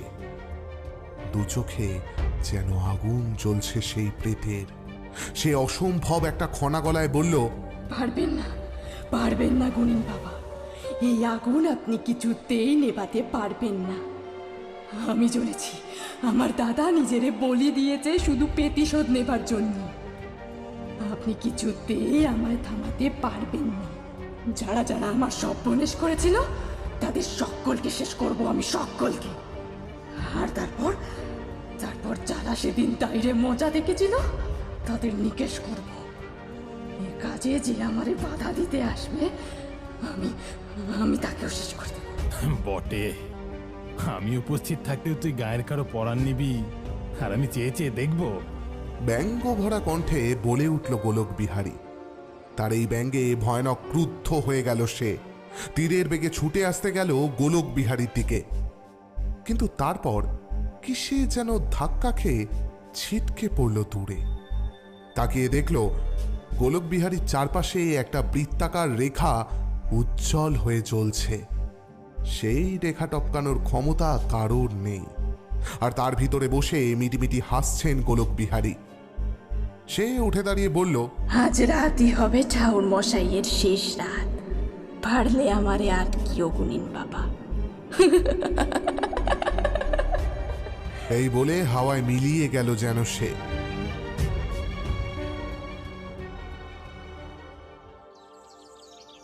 গোলক বিহারী আসন ছেড়ে উঠে বাইরে এলেন। বাইরে উদ্বিগ্ন মুখে দাঁড়িয়ে আছেন আনন্দ চাটুর্যে আর সেই পাইক। গোলক বিহারী বাইরে বেরোতেই কুলপুরোহিত জিজ্ঞাসা করলেন, কি বুঝছো ভট্টাচ, এ বিপদ কি কাটবে আমাদের? এই বিপদ, হ্যাঁ, এই বিপদ কি কাটবে? গোলক বিহারী মুচকি হেসে বললেন, কাটবে গো, কাটবে। আমার উপর ভরসা নেই নাকি গো? জমিদার বাবুকে কি নিয়ে যাওয়া হয়েছে? ঘাড় নেড়ে সায় দিলেন কুলপুরোহিত। গোলকবিহারী একখানা হাই তুলে বললেন, আপনি তাইলে বাসায় যান, এখানে তো আর কাজ নেই। আমিও বরং একটু বিশ্রাম নিই, বড্ড ধকল গেল। কই গো, কাউকে একটু ফলারের ব্যবস্থা করতে বলো দেখি। শেষ কথাটি বলার সাথে সাথেই পাইকটি ভিতরে চলে গেল ফলাহারের ব্যবস্থা করতে। গোলকবিহারী ফলাহার করে তার জন্য নির্দিষ্ট করা একটি ঘরে বিশ্রাম নিতে গেলেন। নিজের পরবর্তী পদক্ষেপ তিনি ছকে ফেলেছেন। এই নিশিগন্ধার ক্ষমতার সাথে পেরে উঠবেন না তিনি, তাকে কৌশলেই আটকাতে হবে। কিন্তু এখনো কিছু খটকা রয়ে গেছে মনে। কে এত ভয়ঙ্করভাবে চালনা করলো বকুলকে? কিভাবে চালনা করলো সে? ভাবতে ভাবতেই তিনি গভীর ঘুমে তলিয়ে গেলেন। স্বপ্নে দেখলেন এক যুবক আতময়লা ধুতি পরে রাতের আধারে চুপি চুপি গা ছেড়ে পালাচ্ছে। কে ওই ছেলেটা? মুখটা ঠিক করে দেখতে পাচ্ছেন না তিনি, কিন্তু পালাচ্ছে কেন সে? গা ছেড়ে সে শুনশান একটা জঙ্গলাকীর্ণ পথ ধরে হাঁটতে লাগল। দীর্ঘ পথ অতিক্রম করে সে উপস্থিত হলো একটা শ্মশানে। চারিদিকে মরার হাড় পড়ে রয়েছে, কিছু জায়গায় আগুন জ্বলছে ধিকি ধিকি। তার মধ্যেই একজন সাধু একখণ্ড বস্ত্র কোমরের কাছে জড়িয়ে সাধনা করছেন বসে। যুবক তার কাছে গিয়ে বসে পড়ল। এতক্ষণে যুবকের মুখ দেখতে পেলেন গোলকবিহারী। বরুণ, বকুলের হতভাগ্য দাদা বরুণ। সে কেন এসেছে এখানে? বিড়বিড় করে কি বলছে সে সেই সাধুকে? গোলকবিহারী কিছুই শুনতে পেলেন না, কিন্তু দেখতে পাচ্ছেন সব। যুবক উঠে কোথায় যেন চলে গেল। বেশ কিছুক্ষণ পরে ফিরে এলো সে স্নান সেরে। তাকে নিয়ে পুজোয় বসলেন সাধু। কিসের পুজো করছেন তারা? কতক্ষণ ধরে পুজো চলল তা অজানাই রইল। একসময় গোলকবিহারী দেখলেন হাড়ি কাঠে মাথা গলাচ্ছে বরুণ। তার মাথার উপর উত্তত খাড়া ধরে আছে সেই সাধু। বলি, বোনের মৃত্যুর প্রতিশোধের আশায় নিজেকে বলি দিচ্ছে বরুণ। খাড়া নেমে আসে তার মাথা লক্ষ্য করে, আর একটুখানি দূরত্ব, ব্যাস তারপরেই ধর্মর করে ঘুম ভেঙে উঠে বসলেন গোলকবিহারী। সব দেখতে পেয়েছেন তিনি, সব জানতে পেরেছেন। নিশিগন্ধা তাকে বাধা দিয়েছিল, কিন্তু তার আরাধ্য দেবী শ্মশানকালী তাকে সব দেখিয়ে দিয়েছেন। মুখে একটা আলগা হাসি ফুটে উঠল গোলকবিহারীর। এইবার নিশিগন্ধাকে বাগে আনা যাবে। কিন্তু কি একটা যেন মিলছে না। কি মিলছে না? হ্যাঁ, তাই তো, সেই মরা পচা গন্ধটা কোথাও নেই। নেই সেই মিষ্টি ফুলের সুবাসও। তার মানে নিশিগন্ধা এই বাড়ি ছেড়েছে। সে চলে গেছে তার দেওয়া কথা রাখতে। গোলকবিহারী তাড়াতাড়ি তৈরি হয়ে দেহ বন্ধন করে নিলেন। তারপর সকালে সেই পাইকটিকে ডেকে চুপি চুপি কিছু একটা বললেন। পাইকটি দ্রুত অদৃশ্য হয়ে গেল। কিছুক্ষণ পর সে ফিরে এলো চন্দনকে সাথে করে। গোলকবিহারী তাকে নির্দেশ দিয়ে আগে থেকেই চন্দনকে ডেকে এনেছিলেন। সে উপস্থিত হতেই তাদের দুজনের দেহবন্ধন করে নিয়ে রওনা হলেন। গন্তব্য কুলপুরোহিতের গৃহ। গাঁয়ের পথ আজ শুনশান, কেউ কোথাও নেই। ঝিঝি পোকাগুলো কেমন যেন থেমে থেমে ডাকছে। অবশ্য আজ বলে নয়, গাঁয়ের পথ বেশ কয়েকদিন ধরেই এমন নিস্তব্ধ। একের পর এক অস্বাভাবিক মৃত্যু সবার মনেই যেন ভয় ঢুকিয়ে দিয়েছে।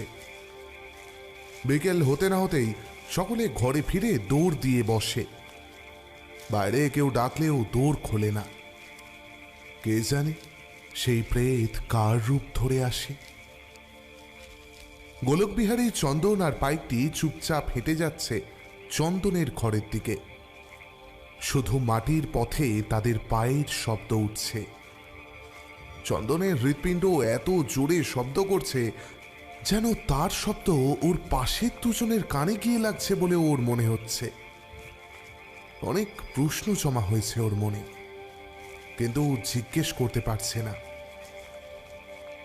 গোলকবিহারী সম্পর্কে তার মামা হন, কিন্তু এই প্রথম তাকে দেখল সে। তিনি তাকে একটা কাজের ভার দিয়েছেন, বড় শক্ত সে কাজ।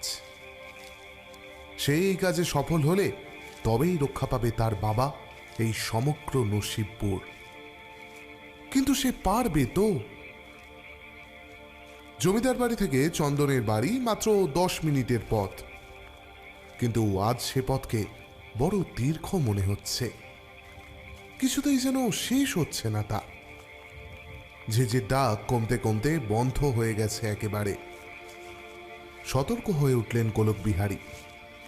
নিশিগন্ধার অস্তিত্ব টের পেয়েছেন উনি, শুধু বুঝতে পারছেন না সে তার কাজ শেষ করে ফেলেছে কিনা। গোলকবিহারী গম্ভীর গলায় জিজ্ঞাসা করলেন, আর কত দূর তোমাদের বাড়ি? ওই তো, ওই যে ঝাঁকড়া নিম গাছের আড়ালে চাপা পড়ে গেছে যে বাড়িটা, এই বাঁকটা পেরোলেই দেখা যাবে। আঙুল তুলে দেখালো চন্দন। গোলকবিহারী নিম গাছের কাছে এসে বাড়িটাকে দেখলেন।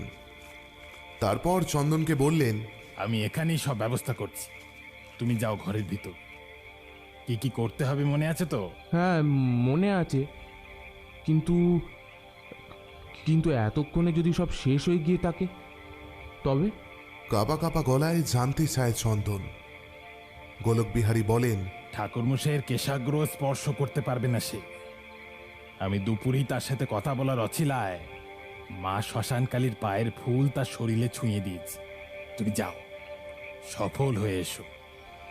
আর শোনো, মায়ায় ভুলো না।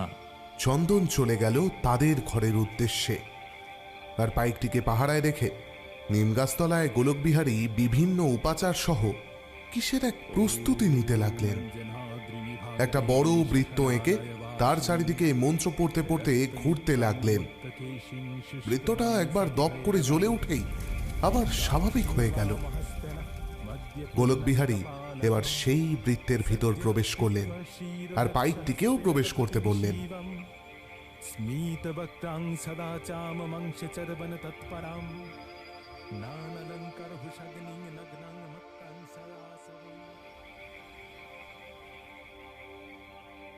রাতের খাওয়া দাওয়াটা আজকাল তাড়াতাড়ি সেরে ফেলেন জমিদার বাড়ির কুলপুরোহিত আনন্দ মুখুজ্জে। শরীরটা আজকাল এমনিতেই বেশি জুতেন নেই, তার উপর গায়ে ঘটে চলা একের পর এক অস্বাভাবিক মৃত্যু তার রক্তচাপকে বাড়িয়ে দিয়েছে। শুধু মনে হয় এবার তার পালা নয় তো। ভয়ে আতঙ্কে দিন কাটাতে কাটাতে তার মনে হয় এর চেয়ে বোধহয় মৃত্যুই শ্রেয় ছিল। চৌকির ওপর আধশো অবস্থায় বসে বসে ঢুলছিলেন মুখুজ্জে মশাই। এমন সময় বেড়ার দৌড় ঠেলে ঘরে ঢুকলেন তার গিন্নি। দৌড়ের শব্দে ঘুমের চটকা ভেঙে গেল তার। গিন্নি হাতে এক খেলি পান ধরিয়ে দিয়ে বললেন, হ্যাঁ গা, এবার কি হবে? জানি না, সত্যি জানি না। আগে তো জমিদার বাবু 3 দিনের কাজ মিটুক, তারপর দেখি মা কি ঠিক করেন। চিন্তিত মুখে মাথা নেড়ে বললেন ঠাকুর মশাই। এমন সময় আবার দৌড় খোলার শব্দ, আর দৌড় ঠেলে যিনি ভিতরে ঢুকে আসেন তাকে দেখে তাদের দুজনেরই চোখ বিস্ফারিত হয়ে ওঠে। দৌড় খুলে প্রবেশ করেন মুখুজ্জে গিন্নি। ঠাকুর মশাইয়ের সামনে দাঁড়িয়ে আছে এখন অবিকল একই দেখতে 2 জন মুখুজ্জে গিন্নি, ঠিক যেন 2 যমজ বোন। ঠকঠক করে কাঁপতে থাকেন ঠাকুর মশাই। তারপর কাঁপা কাঁপা গলায় বলেন, এসব এসব কি হচ্ছে? কে আসল কে আসল গিন্নি? দুজনে প্রায় একই সাথে ভয়ার্ত গলায় বলে ওঠেন, আমি আমি আমি গো, আমি তোমার গিন্নি। চিনতে পারছো না? ঠাকুর মশাইয়ের মাথা গুলিয়ে ওঠে। চোখের সামনে সব বনবন করে ঘুরতে থাকে। চারপাশ অন্ধকার হয়ে আসে তার। তবু তিনি বহু কষ্টে চোখ খুলে রাখার চেষ্টা করেন। সারা ঘর ভরে গেছে এক অপূর্ব মিষ্টি গন্ধে। এর মধ্যেই প্রথমে যে মুখুজ্জে গিন্নি ঘরে এসেছিলেন তিনি কাতর কণ্ঠে বললেন, ওগো, কি হলো তোমার? তুমি কি আমায় চিনতে পারছো না? আমি যে আজ 25 বছর ধরে তোমার সাথে সংসার করছি গো, তুমি আমায় চিনতে পারছো না? মিছে কথা, সব মিছে কথা। ও নয় গো, ও নয়, আমি তোমার গিন্নি, তোমার সন্তানের মা। তুমি আমায় চিনতে পারছো না? হ্যাঁ, তুমি আমায় চিনতে পারছো না? বেরো মাগি, বেরো বলছি আমার ঘর থেকে, বেরো। ওগো, আমায় ঘর থেকে বের করে দিচ্ছে। তুমি কিছু করো না, করো না, তুমি কিচ্ছু করবে না। ওগো, আমায় ঘর থেকে বের করে দিচ্ছে। ঠাকুরমশাইয়ের মাথা ঝিমঝিম করে উঠল। দুই মুখুজ্জেগিন্নির চিৎকার তার কানে তালা লাগিয়ে দিল। কে যে আসল স্ত্রী আর কে নিশিগন্ধা তার পার্থক্য করতে পারছেন না তিনি। এমন সময় আবার দৌড় ঠেলার শব্দ। তিনজনেই সভয়ে দৌড়ের দিকে তাকালেন। আবার কে এলো? কিন্তু তাদের আশঙ্কাকে মিথ্যে করে দৌড় ঠেলে ঘরে ঢুকল চন্দন। কিন্তু ঘরে পা দিয়েই সে থমকে গেল। ঘরের মধ্যে উপস্থিত রয়েছে তার বাবা আর তার মায়ের মতোই দেখতে দুইজন নারী। কিন্তু কে তার আসল মা? কি করে বুঝবে সে? একে কি মায়া বলে? গোলকবিহারী তাকে বলেছিলেন নিশিগন্ধা আজ অনেক মায়ের আশ্রয় নেবে। সে মায়ায় যেন সে না ভোলে। নিজের কাজ করে সে যেন ছুটে চলে আসে এই নিমতলায়। পিছন ফিরে যেন সে না তাকায়। কিন্তু কি করে কাজ করবে সে? বুঝতেই তো পারছে না কে আসল মা। চন্দনকে দেখে দুইজনেই একসাথে বলে উঠলেন, বাবা চন্দন, তুই আমায় চিনতে পেরেছিস বাবা? আমি তোর মা। দেখ বাবা, দেখ, আমি তোর মা। চন্দন যুগপৎ তার মা রূপী দুই নারীর দিকে তাকায়। অবিকল এক, মাথার চুল থেকে পায়ের নখ অব্দি, মায়ের শাড়ির পাড় অব্দি এক। কি করে বুঝবে সে? দ্রুত চিন্তা করতে লাগলো সে। কি বলেছিলেন গোলকবিহারী? কি যেন বলেছিলেন? হ্যাঁ, মনে পড়েছে। বাবার শরীরে ছোঁয়ানো আছে শ্মশানকালীর পায়ের ফুল। নিশিগন্ধা তার কাছেও ঘেঁষতে পারবে না। চন্দন বলল, তোমাদের মধ্যে যে আমার আসল মা সে বাবাকে ছুঁয়ে দেখাও। দ্বিতীয় মুখুজ্জেগিন্নি তাড়াতাড়ি এগিয়ে এসে ঠাকুরমশাইকে ছুঁতে যান। কিন্তু তারপরেই বিদ্যুৎ স্পৃষ্টের মতো ছিটকে পড়েন মেঝেতে। তিনজন বিস্ফারিত নেত্রে দেখে আস্তে আস্তে বদলে যাচ্ছে মুখুজ্জেগিন্নির চেহারা। গায়ের থেকে মাংস যেন গলে গলে পড়ছে, চোখগুলো জ্বলছে ভাটার মতো। আর দেরি করল না চন্দন। ফতুয়ার আড়াল থেকে বের করে আনলো ছুরিটা। তারপর ঠিক যেমন ভাবে গোলকবিহারী বলেছিলেন ঠিক তেমন ভাবে ছুরি দিয়ে নিজের বুড়ো আঙুলটা কেটে কয়েক ফোঁটা রক্ত ছুঁড়ে দিল সেই প্রেতের উদ্দেশ্যে। রক্তের গন্ধে জিভ লক লক করে উঠল সেই প্রেতের। ভেতরে সর্বগ্রাসী ক্ষুধা জেগে উঠল তার। বিশ্বাসঘাতক চন্দন সারা জীবন তার পাশে থাকবে কথা দিয়েও বিপদের দিনে তার হয়ে একটা কথাও বলেনি। গায়ের ছেলেবুড়োর কথার জবাবে জানায়নি সেদিন বকুল কার সাথে দেখা করতে গিয়েছিল বিলের ধারে। বাবা অন্যায় করেছে জেনেও তার প্রতিবাদ করেনি। সেই ব্যথা, সেই অভিমান যে এখনো তাকে তাড়া করে বেড়ায়। তার জন্যই তো গাজরে হত্যালীলার আয়োজন। আর তার রক্তের গন্ধ পেয়ে কি করে চুপ করে থাকবে সে? ক্ষিপ্র গতিতে মাটি ত্যাগ করে ছুটে গেল চন্দনের দিকে। চন্দন অবশ্য রক্তাহুতি দিয়ে আর সেখানে দাঁড়ায়নি, ছুটে বেরিয়ে গেছে নিজের ভিটে থেকে। উত্তেজনায় তার হৃৎপিণ্ড দ্রুত গতিতে দৌড়চ্ছে। পারবে তো সে? আর কত দূর আছে এখন সে? একবার পিছনে ঘুরে দেখবে নাকি? না, পিছনে তাকানো যাবে না। গোলকবিহারী নিষেধ করে দিয়েছেন। পারতে তাকে হবেই। তার ভুলের শাস্তি গোটা গাঁয়ের মানুষকে কিছুতেই পেতে দেবে না সে। ছুটতে ছুটতে পায়ে কিসের যেন একটা হোঁচট লাগলো তার। হুমড়ি খেয়ে আছাড় খেয়ে পড়ল চন্দন। হলো না, শেষ রক্ষা হলো না। সবাইকে মরতে হবে এবার, সবাইকে।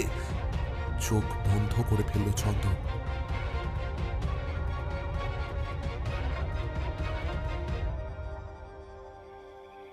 উঠে পড়ো চন্দন, বিপদ কেটে গেছে। সে বন্দিনী হয়েছে আমার হাতের বোতলে। গরুগম্ভীর গলার স্বরে চোখ খুলে তাকালো চন্দন। দেখল তার সামনে একটা বদ্ধ পাত্র হাতে দাঁড়িয়ে আছেন গোলক বিহারী। চারিদিকে তাকিয়ে দেখল সে পড়ে রয়েছে একটা গণ্ডির মধ্যে। ধীরে ধীরে উঠে বসল সে। তারপর বিহবল কণ্ঠে বলল, ওই কৌটোয় আছে বকুল? হ্যাঁ, রক্তের নেশায় পাগল হয়ে ছুটে আসছিল সে। তুমি গণ্ডির মধ্যে ঢুকতে পারলে ও পারবে না, তাই গণ্ডির কাছেই এই কৌটোখানা বসিয়ে রেখেছিল। তোমায় ধাওয়া করতে করতে খেয়ালই করেনি কখন গণ্ডির কাছে এসে গেছে ও, আর তারপরই পা দিল ওই ফাঁদে, আটকা পড়ল এখানে। চন্দন কৌটোর গায়ে হাত বুলিয়ে বলল, আমার জন্য তোকে অনেক কষ্ট করে মরতে হলো রে বকুল। আমি আমি আমি পারিনি তোর পাশে থাকতে। আমায় আমায় পারলে ক্ষমা করিস বকুল। পরের জন্মে ফিরে আয়। হ্যাঁ, পরের জন্মে আমার কাছে তুই ফিরে আয় বকুল। আমি তোকে মাথায় করে রাখবো বকুল, বিশ্বাস কর। ফিরে আয় বকুল, ফিরে আয়। ধুলোর মধ্যে বসে পড়ে চিৎকার করে কেঁদে উঠল চন্দন। নিজেকে তার বড় অপরাধী মনে হচ্ছে। বারবার মনে হচ্ছে একবার বকুলকে ফিরে পেলে আর কোনো মতেই তার হাত ছাড়বে না চন্দন, সব সময় আগলে রাখবে ওকে। কিন্তু চলে যাওয়া মানুষকে যে চাইলেই ফিরে পাওয়া যায় না। দারুণ কষ্টে তাকে বুকে জড়িয়ে ধরা যায় না। গোলক বিহারী সস্নেহে তার মাথায় হাত বুলিয়ে দিলেন। ভালোবাসাকে ধরে রাখতে পারে না যে পুরুষ, তার চেয়ে অভাগা এই পৃথিবীতে আর কে আছে?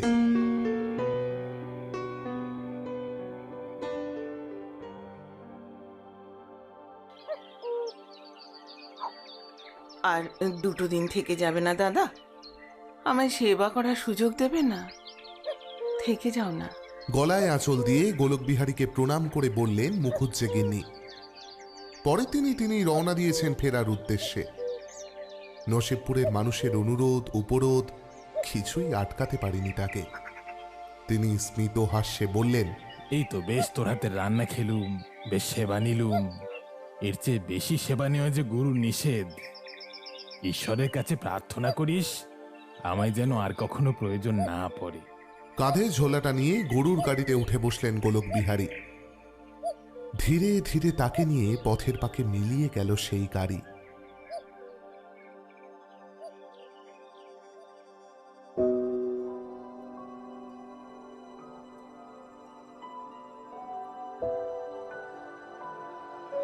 শেষ হলো আমাদের আজকের নিবেদন অঙ্কিতা সরকারের লেখা নিশিগন্ধা।